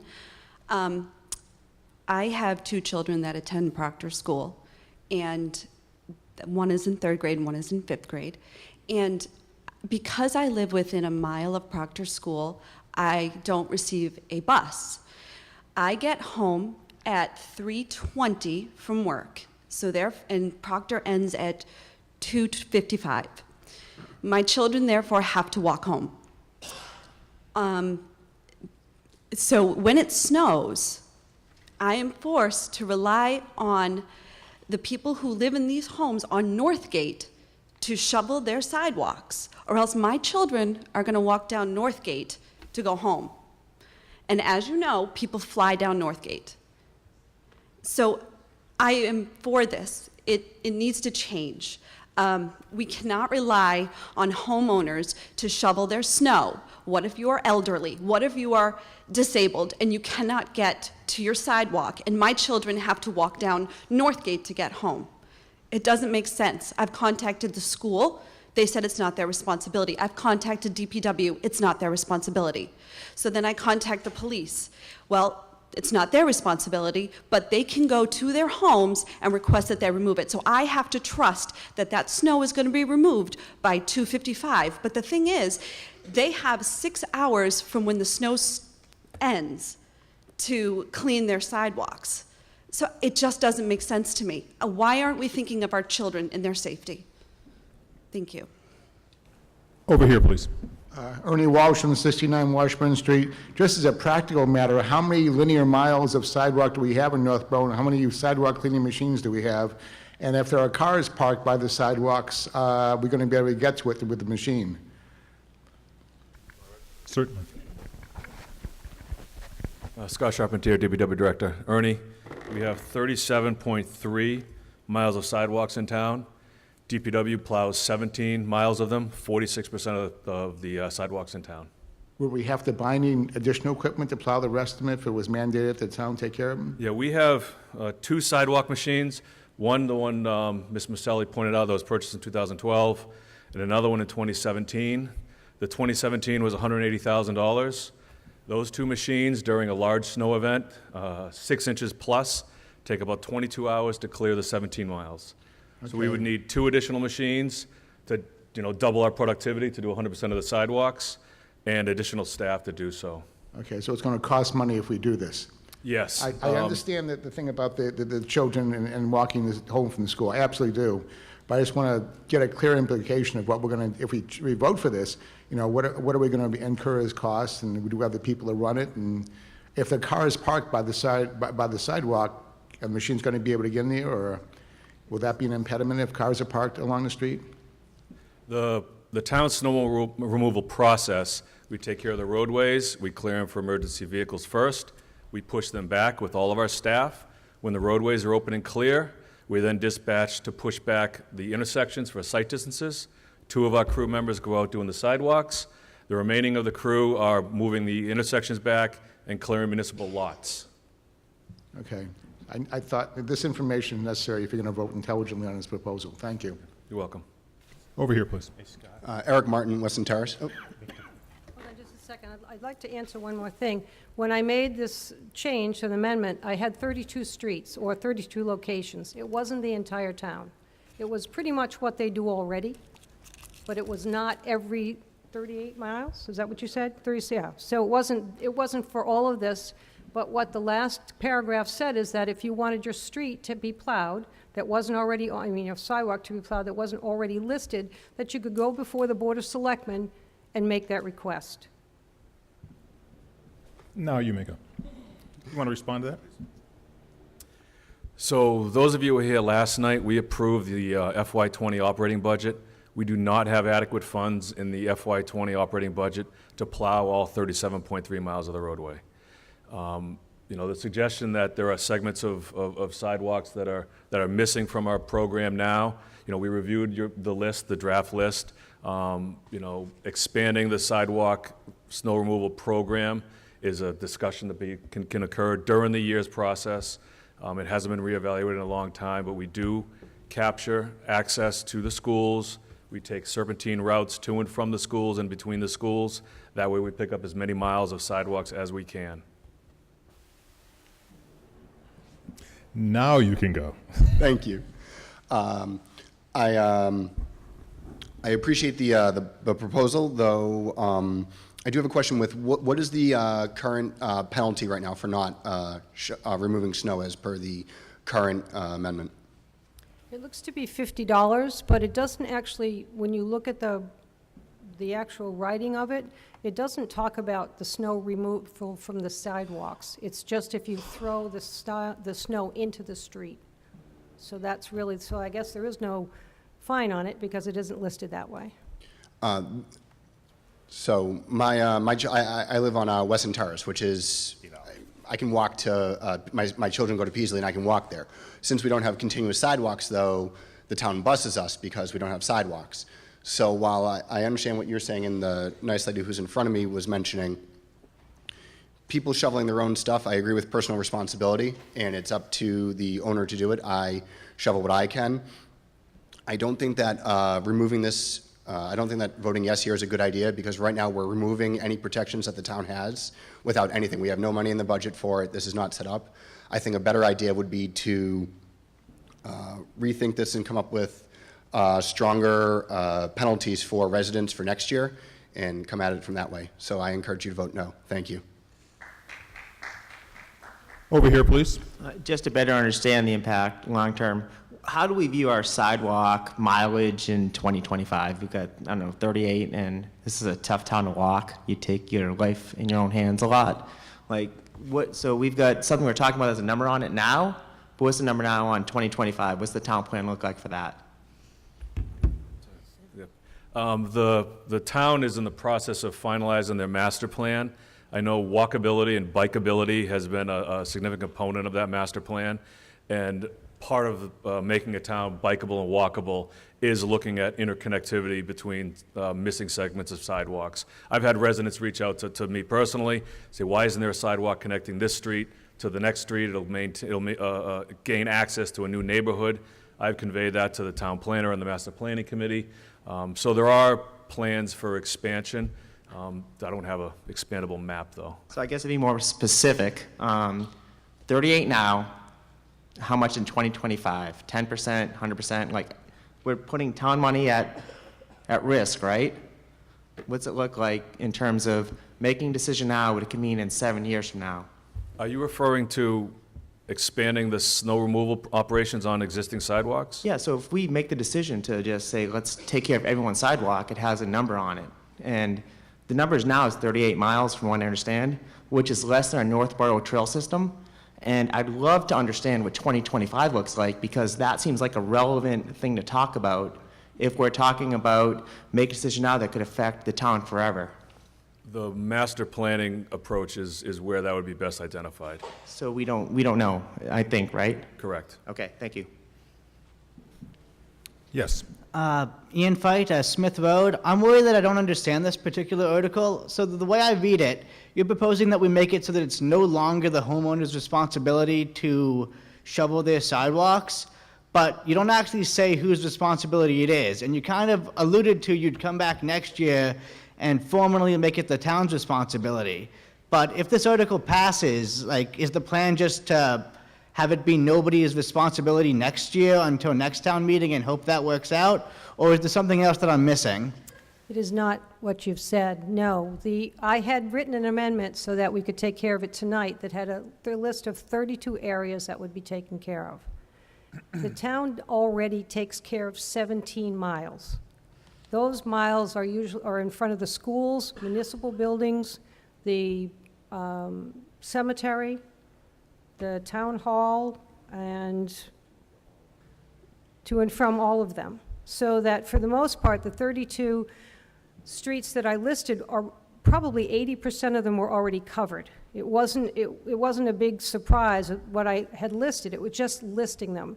Because in some other parts of this code book, we have listed places where we will take it out of, such as CVS corners of the sidewalk where the snow comes in large quantity after the road's been plowed. So there's a list of those that's already in here as well. It's not so that you will not have your snow removal done. It's so that the homeowner is not going to be responsible. It puts an undue stress on those of us who do have sidewalks in front. I have a sidewalk and I live right down from Peaslee. I shovel every year, but it still has a sidewalk plow that goes right over it. The point is that it's an ordinance. It's not a law. It's not a state law that you absolutely have to do this. Nobody's telling you not to shovel your sidewalk. I'm just saying that it shouldn't be part of this ordinance, should be removed because of the fact that when those people who can't do it because of the elderly, because they're away, and you want to walk down a sidewalk and part of it's plowed and part of it isn't, that becomes the safety hazard. Now you have to walk into the street. Right, I think I understand. I kind of agree with everything you just said. I guess I don't understand, like you're removing something, I don't understand what you're replacing it with this article. I'm not allowed to replace it yet because I've been told it wasn't part of the warrant originally. Thank you, that clarifies everything. Okay, the people in line are the people that we're going to limit the questions to. Mr. Moderator? Yes. May I provide a point of clarification? The segment of the bylaw that Ms. Maselli is referring to, and I can't seem to find the slide.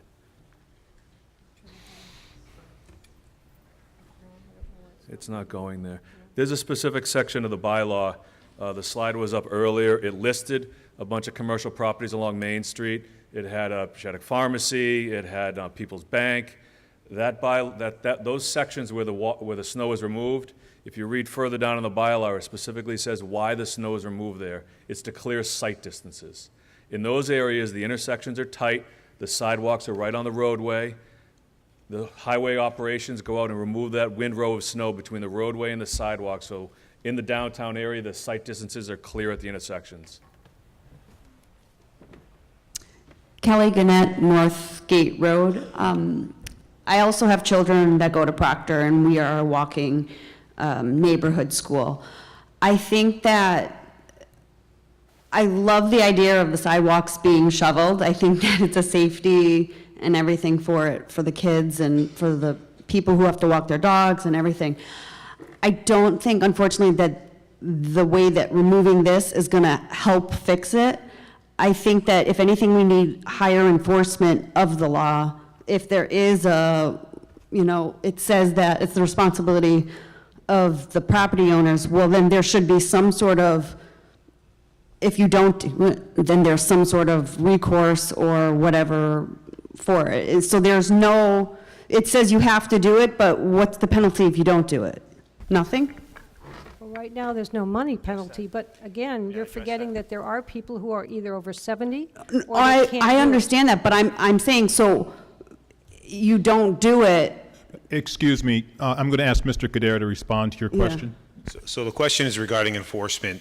All sections of that bylaw would result in a $50 fine if it's not enforced. And I think it's important for the folks in the room to understand this isn't something new. You know, we talk about the force of law, general law. We have the ability to create our own local laws, and that's what an ordinance is. But this has been in place in Northborough without incident since 1970. This isn't something new. Again, the part of this is being part of a community. We have to decide where we're going to spend our resources. We've decided to focus those resources, the limited ones we have here, on the areas by the schools through the downtown.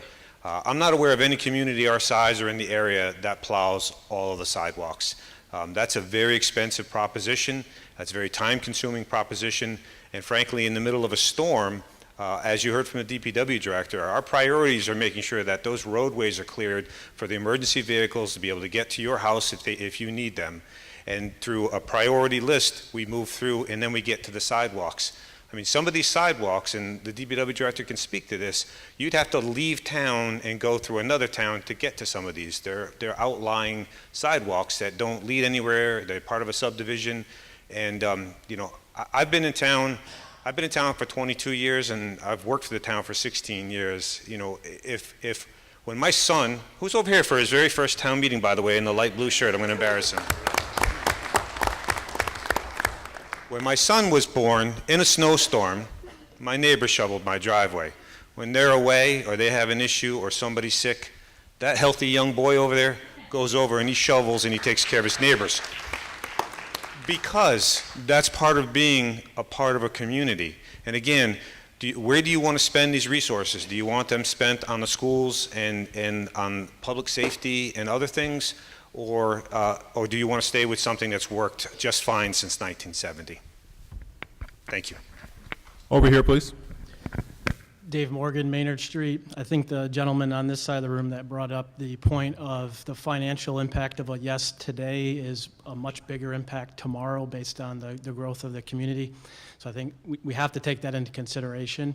And I think, you know, if the problem is, you know, or if what we want to enable is like safety, especially around schools, the better question is how do we enable getting those sidewalks cleared and prioritized. Doing all of it in order to protect children walking to and from school is not a financially viable option in my opinion.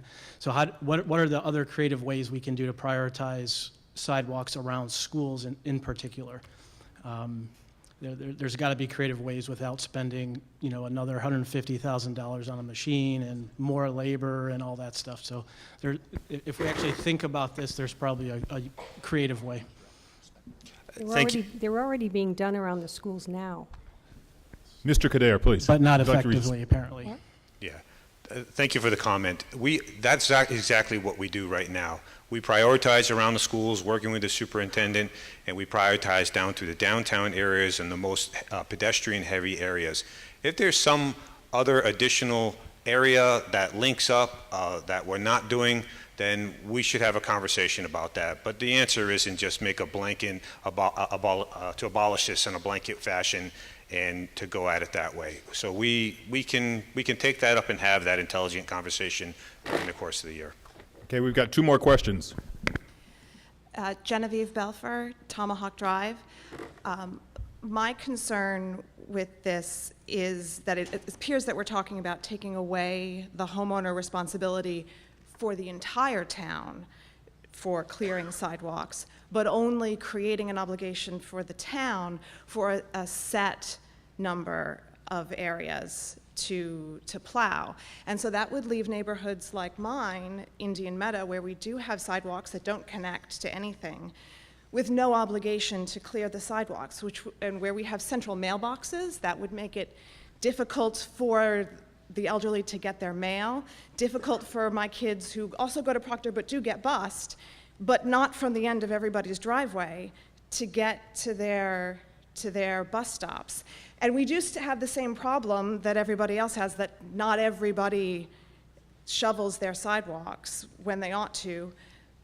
But I also agree that it's not just an individual. We can only perhaps mandate it to be an individual homeowner responsibility, but ultimately it's a whole community responsibility to help your neighbor who can't do it themselves, either long-term or maybe for just that one storm. Thank you. Mr. Amberson. Yeah, Jeff Amberson. First, I can tell you, this is probably the first town meeting that I've been to in the 30-something years I've lived here when we actually spent a half an hour debating on doing the right thing. And, you know, the right thing is one is to take care of our property. You know, clean your sidewalks, shovel out your fire hydrant. And I agree, this is a safety issue. It clearly is a safety issue. But the reality of the situation today is that, the head of the DPW has gotten up here and told us, we don't have the manpower or the equipment to clear the sidewalks in as timely a manner as we want to. And unless we're willing to hire a couple extra bodies, buy, $300,000 worth of extra machinery, the reality is it's not going to happen, at least not this year. There used to be a time when people would do the right thing. People would go out there. I hear folks talk about we want to make it safer. Well, the way you make it safer is by clearing the sidewalk. And if your neighbor can't do it, you do what Mr. Kader said. Somebody helps them. It's part of being a community. And I just find it a little bit, I don't want to say incredulous, but I'm just surprised that we're actually having a debate about talking about doing the right thing. So, my comments. Thank you. Thank you. Okay. I just want to answer that a couple of questions. Yes, ma'am, whatever you say. Thank you. Mr. Kader has said that where are we going to spend our resources? We've already spent $153,000 and $180,000 on 2 different sidewalk plows. We've already spent that money. Those sidewalk plows already take care of at least 17 miles. And those 17 miles are your schools, your municipal areas, and everything. This article is not coming forward to say we're clearing every sidewalk in town. It says that you have, what I wanted to be able to put in the amendment was that you would be able to go to the Board of Selectmen and request whether it be Indian Meadow be shoveled or certain streets be shoveled. We don't have sidewalks all over the town of Northborough. I've driven and see where they are. They start and stop in many places. And the priority list is absolutely necessary, and there was a list that I made of 32 priorities, not unlike what we already do. It is a community responsibility, but it's also something we already pay for with our taxes. In 20 years from now, everything is going to change. There's no way that you can possibly look and see what's going to happen 20 years from now. And I think that by putting out only half of it, we won't be able to do it tonight because I wasn't able to put the rest of the article together. So I'd still like to say vote for yes to be able to start the ball rolling and to come back to be able to do the other part of it, but it's certainly up to you. Thank you. This is what we're voting on for Article 39. I move the town vote to amend the Code of the Town of Northborough, Chapter 2, General Legislation, by deleting Section 2-44-100 entitled Snow and Ice Removal from Sidewalks, as set forth in the warrant. This is a majority vote. All those in favor, please raise your cards. And those opposed. Article 39 does not pass. Article 40, please.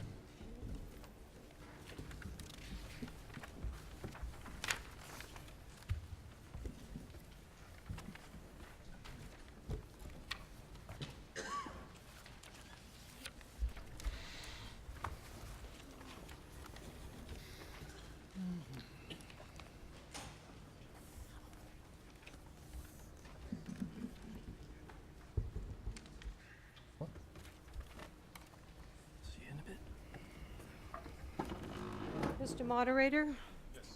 I move to amend Part 7 of the Northborough Town Codes, the Northborough zoning bylaw, Section 7-03, 7-05, and 7-06, by deleting the text shown in the strike-through and adding the text shown as underlined, all set forth in the warrant. Do I have a second? Motion has been made and seconded.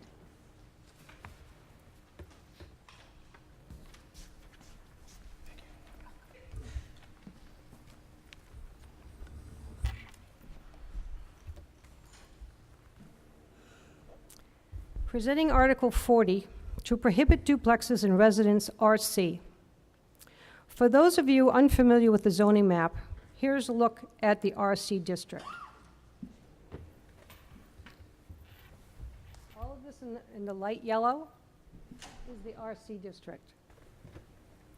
Some of the streets are Indian Meadow, Winter Street, Northgate Road, Little Pond Road, Brigham Street, Stirrup Brook Road, Juniper Brook, Rice Ave, Buck Hill, Washburn, Thayer Street, South Street, Davis Street, Whitney, Crestwood Drive, Lincoln Street, Wesson Terrace, Pleasant Street, Ridge Road, and Maple Street. To give you a little history,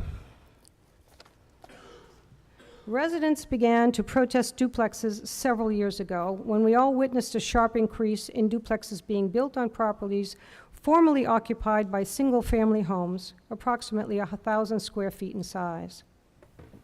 In 2017, voters approved an article called for a one-year moratorium so that the town could have time to come up with a solution to curtail this growth. Unfortunately, that solution didn't curtail growth in RC. The amendment that we passed last year increased lot frontage and width to 150 feet in all other districts.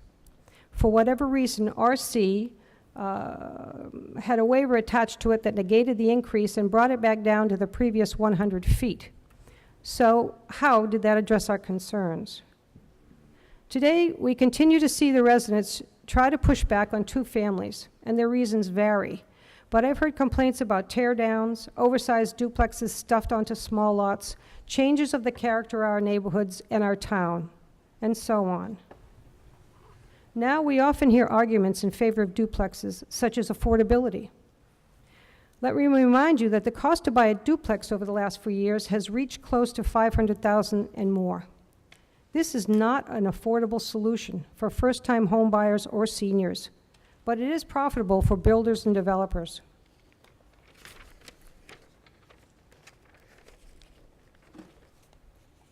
We also hear a lot about snob or exclusionary zoning.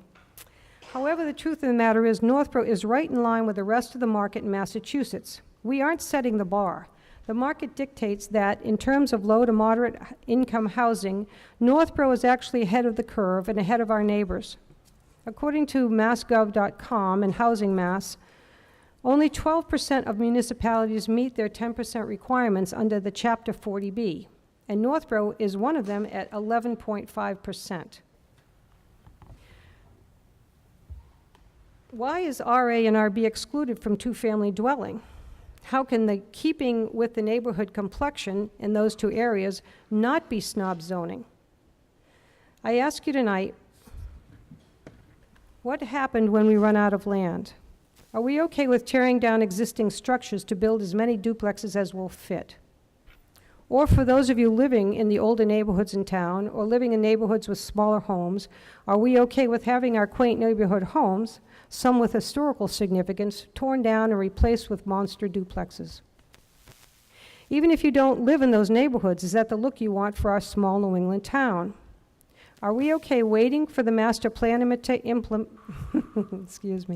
plan implementation that may not even come for several years? I think the answer is that we are not okay with that, which is why I'm here tonight. After several years of trying to solve the problem through the town and the boards, we still haven't seen an adequate solution brought forth to solve this problem. That's why I'm bringing the citizens' petition to the floor to you tonight, and it's time as citizens we come together to address this matter and put the proper zoning in place to prohibit two-family dwelling from RC once and for all. There are still 4 other areas in Northborough that they are accepted, and you could go to A or B if you want to get some more land. So, hold on a minute.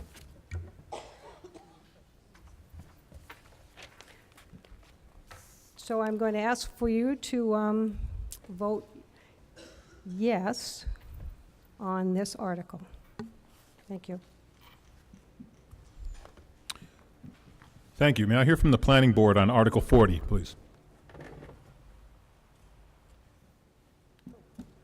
Do we have anyone from the Planning Board? Thank you. The Planning Board voted 3 in favor, 2 against. Thank you. And may I hear from Muni Code and Bylaw, please? The Municipal Code and Bylaws Committee recommends approval of this motion. Thank you. Are there any questions on Article 40? Ms. Backstrom. Good evening. Fran Backstrand, 76 Cedar Hill Road. First, I have to say, I give you big props, Lisa, for standing up for something that you believe in. It's difficult to stand in front of a town meeting and promote something that you feel strongly about in an unsure environment. I happen to be the chair of the Master Plan Steering Committee, and I can assure you there is a TBD for the Master Plan, and it's this summer. I also think that actually the problem that you bring up is real, and it is something that I spoke out in 2017 for the moratorium, because we did see the increase in size of the duplexes that were being developed, and it was not the intent of the town to promote duplexes that were each side was twice the size of the single-family home that they were replacing. But duplexes are an alternative style housing. We've had them in Northborough for decades. And on many of those streets that Lisa showed, they are already part of the community. So in 2017, we did a moratorium for a year. We hired a consultant. She worked with the planning board. They came up with some ideas of how to, without imposing too heavily on a property owner's right to develop in a responsible way that would be amenable to the town. We came to town meeting in 2018 and we voted in favor of those changes, modest as they were. Since then, we have only had two duplexes approved in town and one denied, and it's under appeal right now. So in fairness to that change that was only a year ago, I think we need to give it time to see whether it is enough, and the master plan, as we address the way in which we want to see our town grow and develop, is also looking at it from a long-term perspective. So at this point, I think we're getting ahead of ourselves. We think we have addressed the problem with the changes in the zoning bylaws, but if we have to do more work, just saying no to them at all, which is what this is doing, because they're already not allowed in RA and RB. And so taking them out of RC really limits them to just the downtown general residential area. And just saying no is not the answer to the problem that we may be seeing. Thank you. Selectman Perot, please.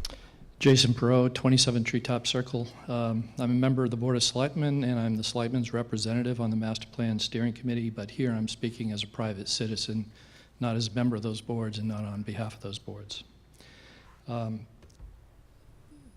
This section of the bylaw has already been under consideration by the Planning Board earlier in their process. At their February 5th meeting, the Planning Board considered what articles they were going to bring forward to this town meeting, and you've heard some of those articles presented earlier tonight.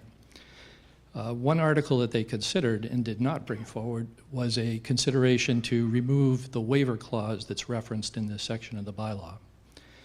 After some discussion, they were uncertain what the effect of that would be, what effect it might have on Zoning Board of Appeals process, and ultimately, by a 3-2 vote, they chose not to bring forward a warrant article for that zoning change. Subsequent to that meeting, this citizen's petition came forward, was presented.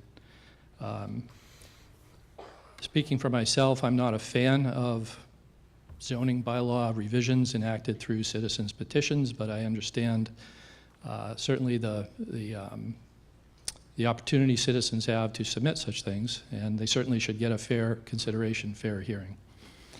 Speaking of hearings, because this one does concern a zoning bylaw, the Planning Board is required to hold a public hearing in order to hear the merits of the presentation and to formulate a recommendation to be presented here at town meeting. As you've heard earlier tonight from Ms. Paretsky, the vote for that was 3-2 in favor of recommending approval of this article. I would like to touch upon some of the elements of that hearing, however. At that hearing, which was held the night of April 9th, the petitioner, due to an unavoidable conflict, was absent from the meeting and could not present her proposal for the warrant article. Instead, the petitioner submitted a written statement, which was read aloud during the meeting, From the comments of some of the planning board members and the planning board staff, certain portions of that written statement were not entirely clear, or the factual basis for some of the information presented could not be established. Again, because the petitioner was not available to answer the questions. Because the petitioner was absent, could not also discuss possible amendments to that proposal that might gather more or a stronger recommendation from the planning board. The petitioner, knowing she was going to be absent, did not send a representative to speak for her at this meeting. Either chose not to do so or could not persuade anyone to do so. The petition as submitted carried 20 signatures, only 10 are required. This one carried 20, and yet not one of those signers appeared at this meeting to speak in support of this article. Petitioners aside, no other citizen appeared at this meeting to speak in support of this article. There was one citizen who did appear, who did speak. That was me. And I presented concerns about the process that was being followed. Again, at their earlier February 5th meeting, the planning board themselves had failed to approve a simpler revision to the bylaw. It was unclear to me what new information had come forward or what additional deliberation they might have engaged in, since they had not conducted any further meetings on this topic since that time prior to the hearing.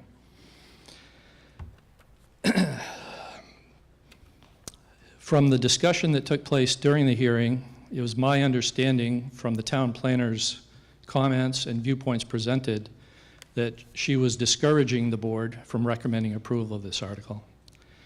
From his comments and perspectives presented during the meeting, it was my understanding that the zoning enforcement officer was discouraging the board from recommending approval of this article. The two longest tenured and most experienced members of the planning board were the two that voted against recommending approval of this article.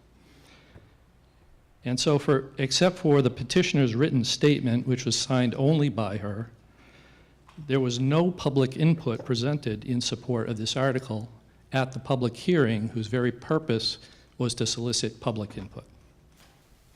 So I'm not going to speak to the substance of the article. I said at that hearing that I wasn't going to speak to the substance of the article. I'm very concerned about the process. I think that the issue of duplexes is a very great concern in the town, and I agree that it deserves some additional treatment and deliberation to see how we would like to go about it. But I think that should fall under the authority of the planning board, and the planning board itself should follow through with a very thoughtful and thorough deliberation for any revisions that need to be made to the bylaw. Bring those forward at town meeting next year instead of transacting it here and now. Thank you very much. Over here, please. Eric Martin, Weston Terrace. I want to thank the selectmen. I originally came to ask for a vote in favor of this, though after hearing that, I moved here a year and a half ago, loving the open spaces, and I'm just getting used to this is my first town meeting.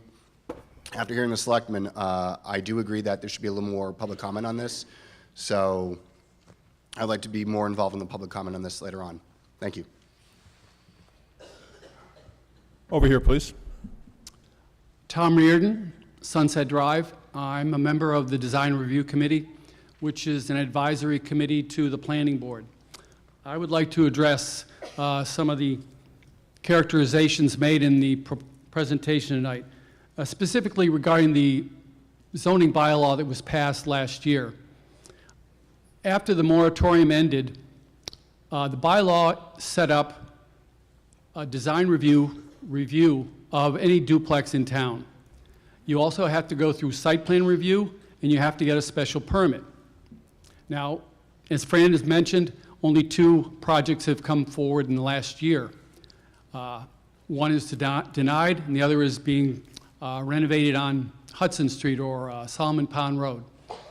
So I think that this process of review that has been set up by the bylaw is the ideal way to address our concerns of poorly designed, poorly sited duplexes, which is an issue. The insinuation that there's been a expansion or explosion of duplexes in town is just not accurate. We have not had any duplexes built in all of 2017 and hardly any in 2018. And prior to that, back to 2011, you had maybe 3 to 4 per year. Now, the duplexes represent about 15% of all the housing units in Northborough. We have about 5,880 from last count. That represents about 70%. The other 15% are multifamily. So not only do we have plenty of affordable housing, but we also have a good mix in terms of type. And this notion of affordability, I think, is a straw man argument. No one's presenting duplexes as though they were affordable. It is one type of housing in a cross-section of housing types. We can get Northgate houses that were built in the 50s and 70s that have sold recently for $375, $425. These are 50, 60-year-old homes. The value of a duplex is that it's new and it fits in a range where people find it attractive. I don't think anyone's presenting duplexes, modern duplexes, as affordable housing.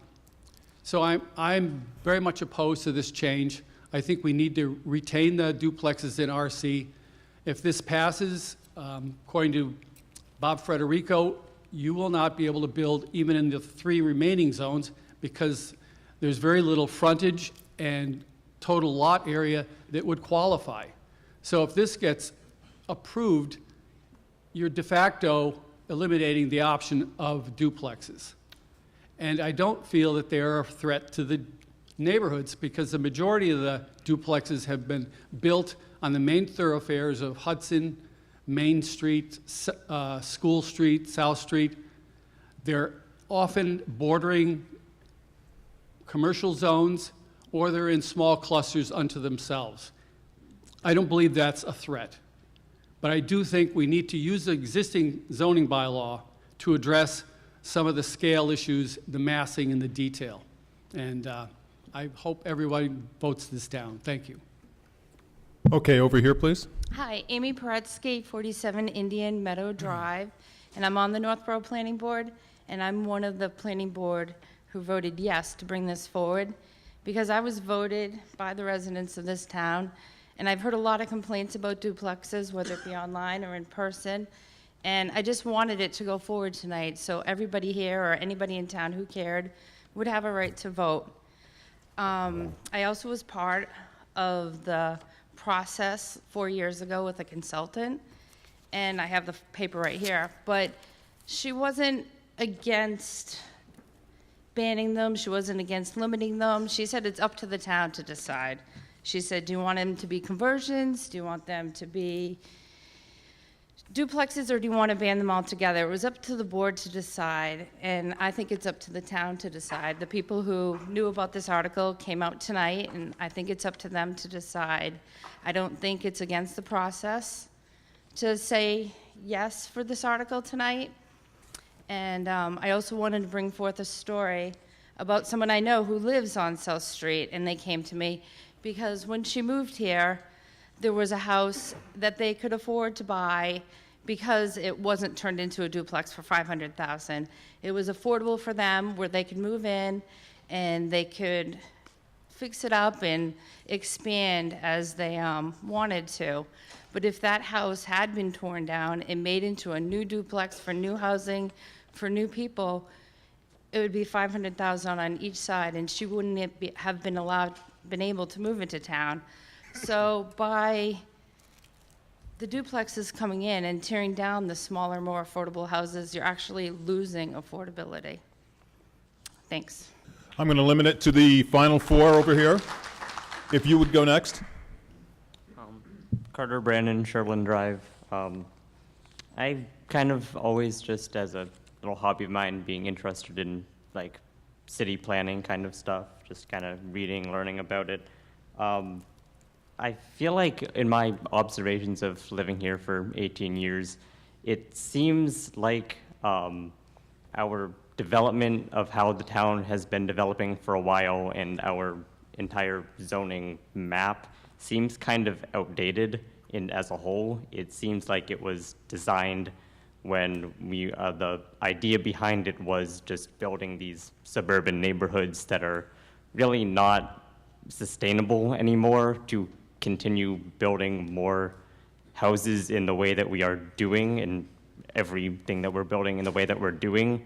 And I would support this article to be more restrictive about it, but I think that in the future we should be kind of looking at how we can kind of redo our zoning as a whole to better reflect, maintain what we have, and see how is a better, more reasonable way of growing and developing the town in the future.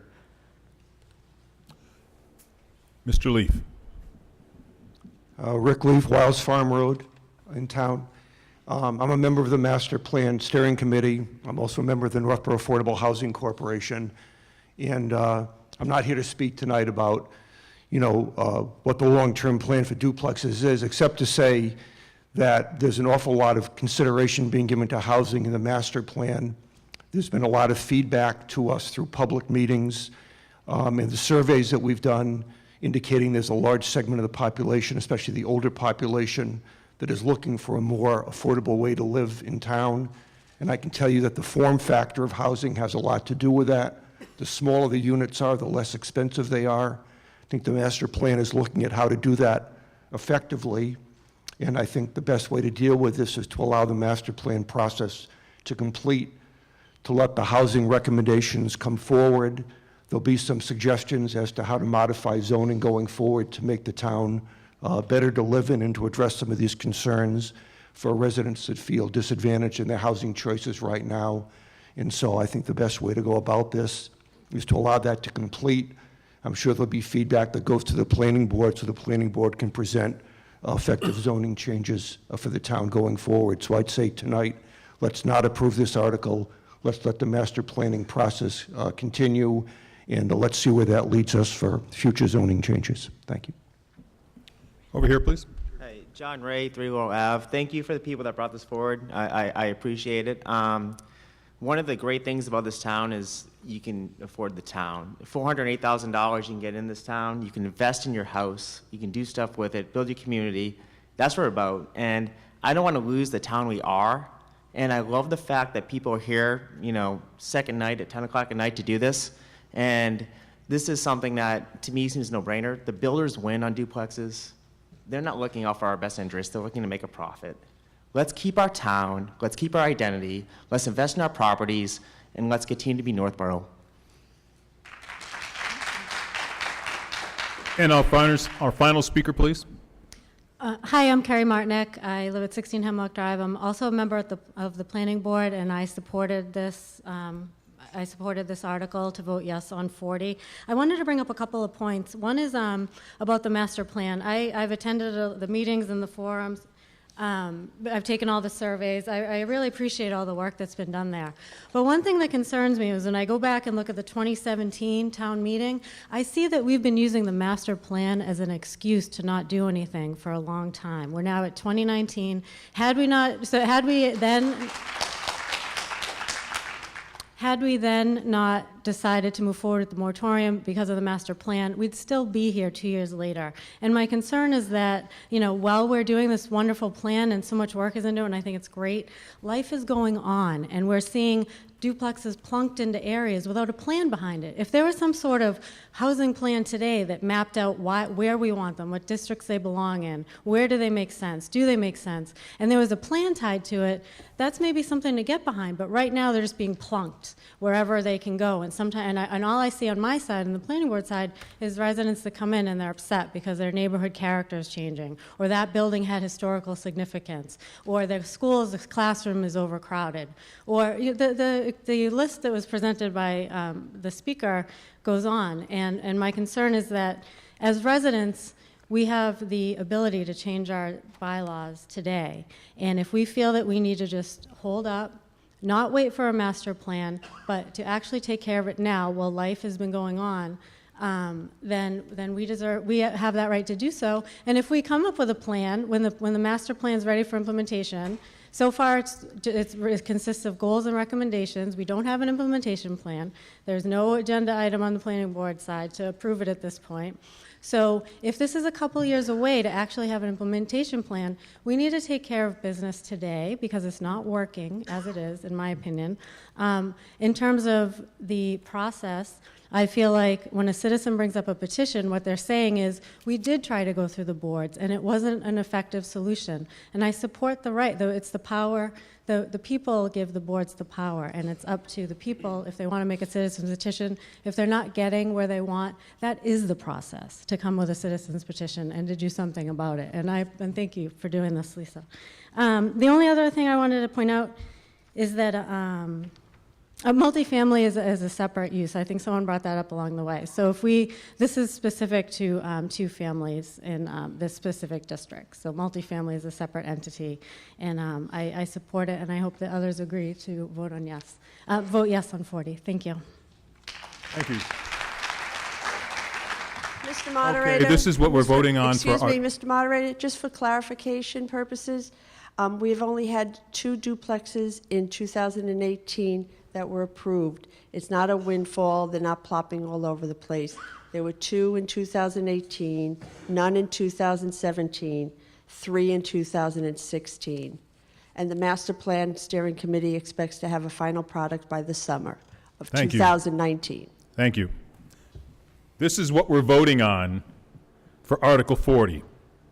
I move the town vote to amend Part 7 of the Northborough Town Code, the Northborough zoning bylaw, Section 7-03, 7-05, and 7-06, by deleting the text shown in strike-through and adding the text shown as underlined, as set forth in the warrant.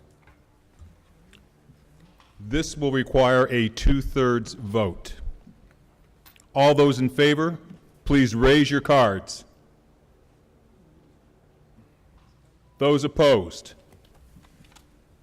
I'm going to ask the tellers to take their places.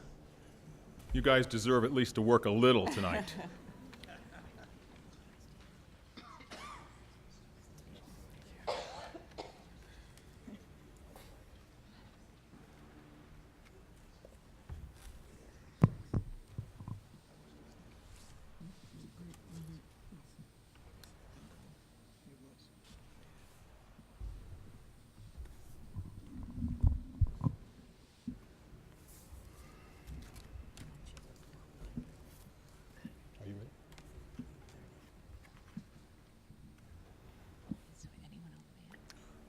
All those in favor, please raise your hands. Keep your hands up, please.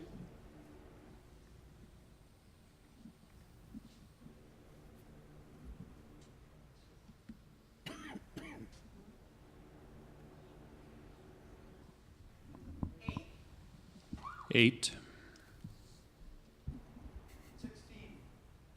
16.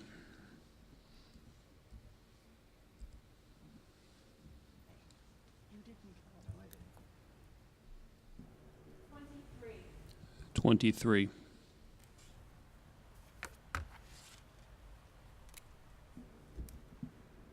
36.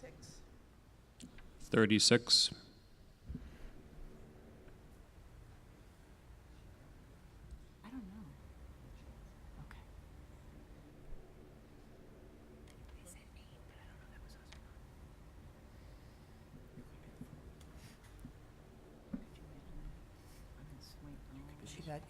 Tellers, are you finished?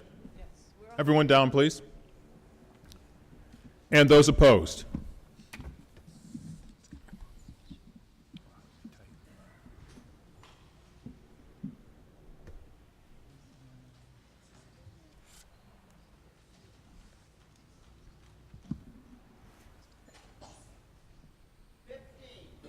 Fifteen.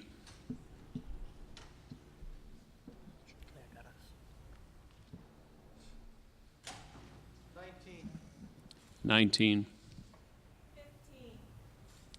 15.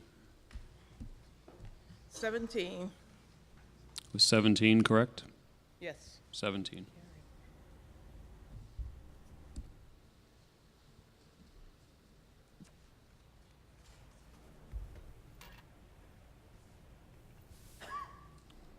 Tellers are complete. Everyone down, please.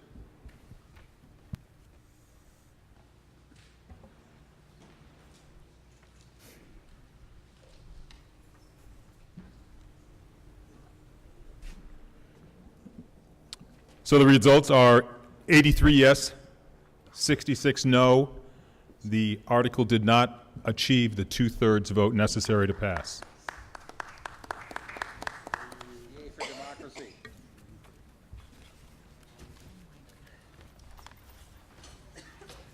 Okay, folks, before you run out the door, we're going to have lots of reports for Article 41.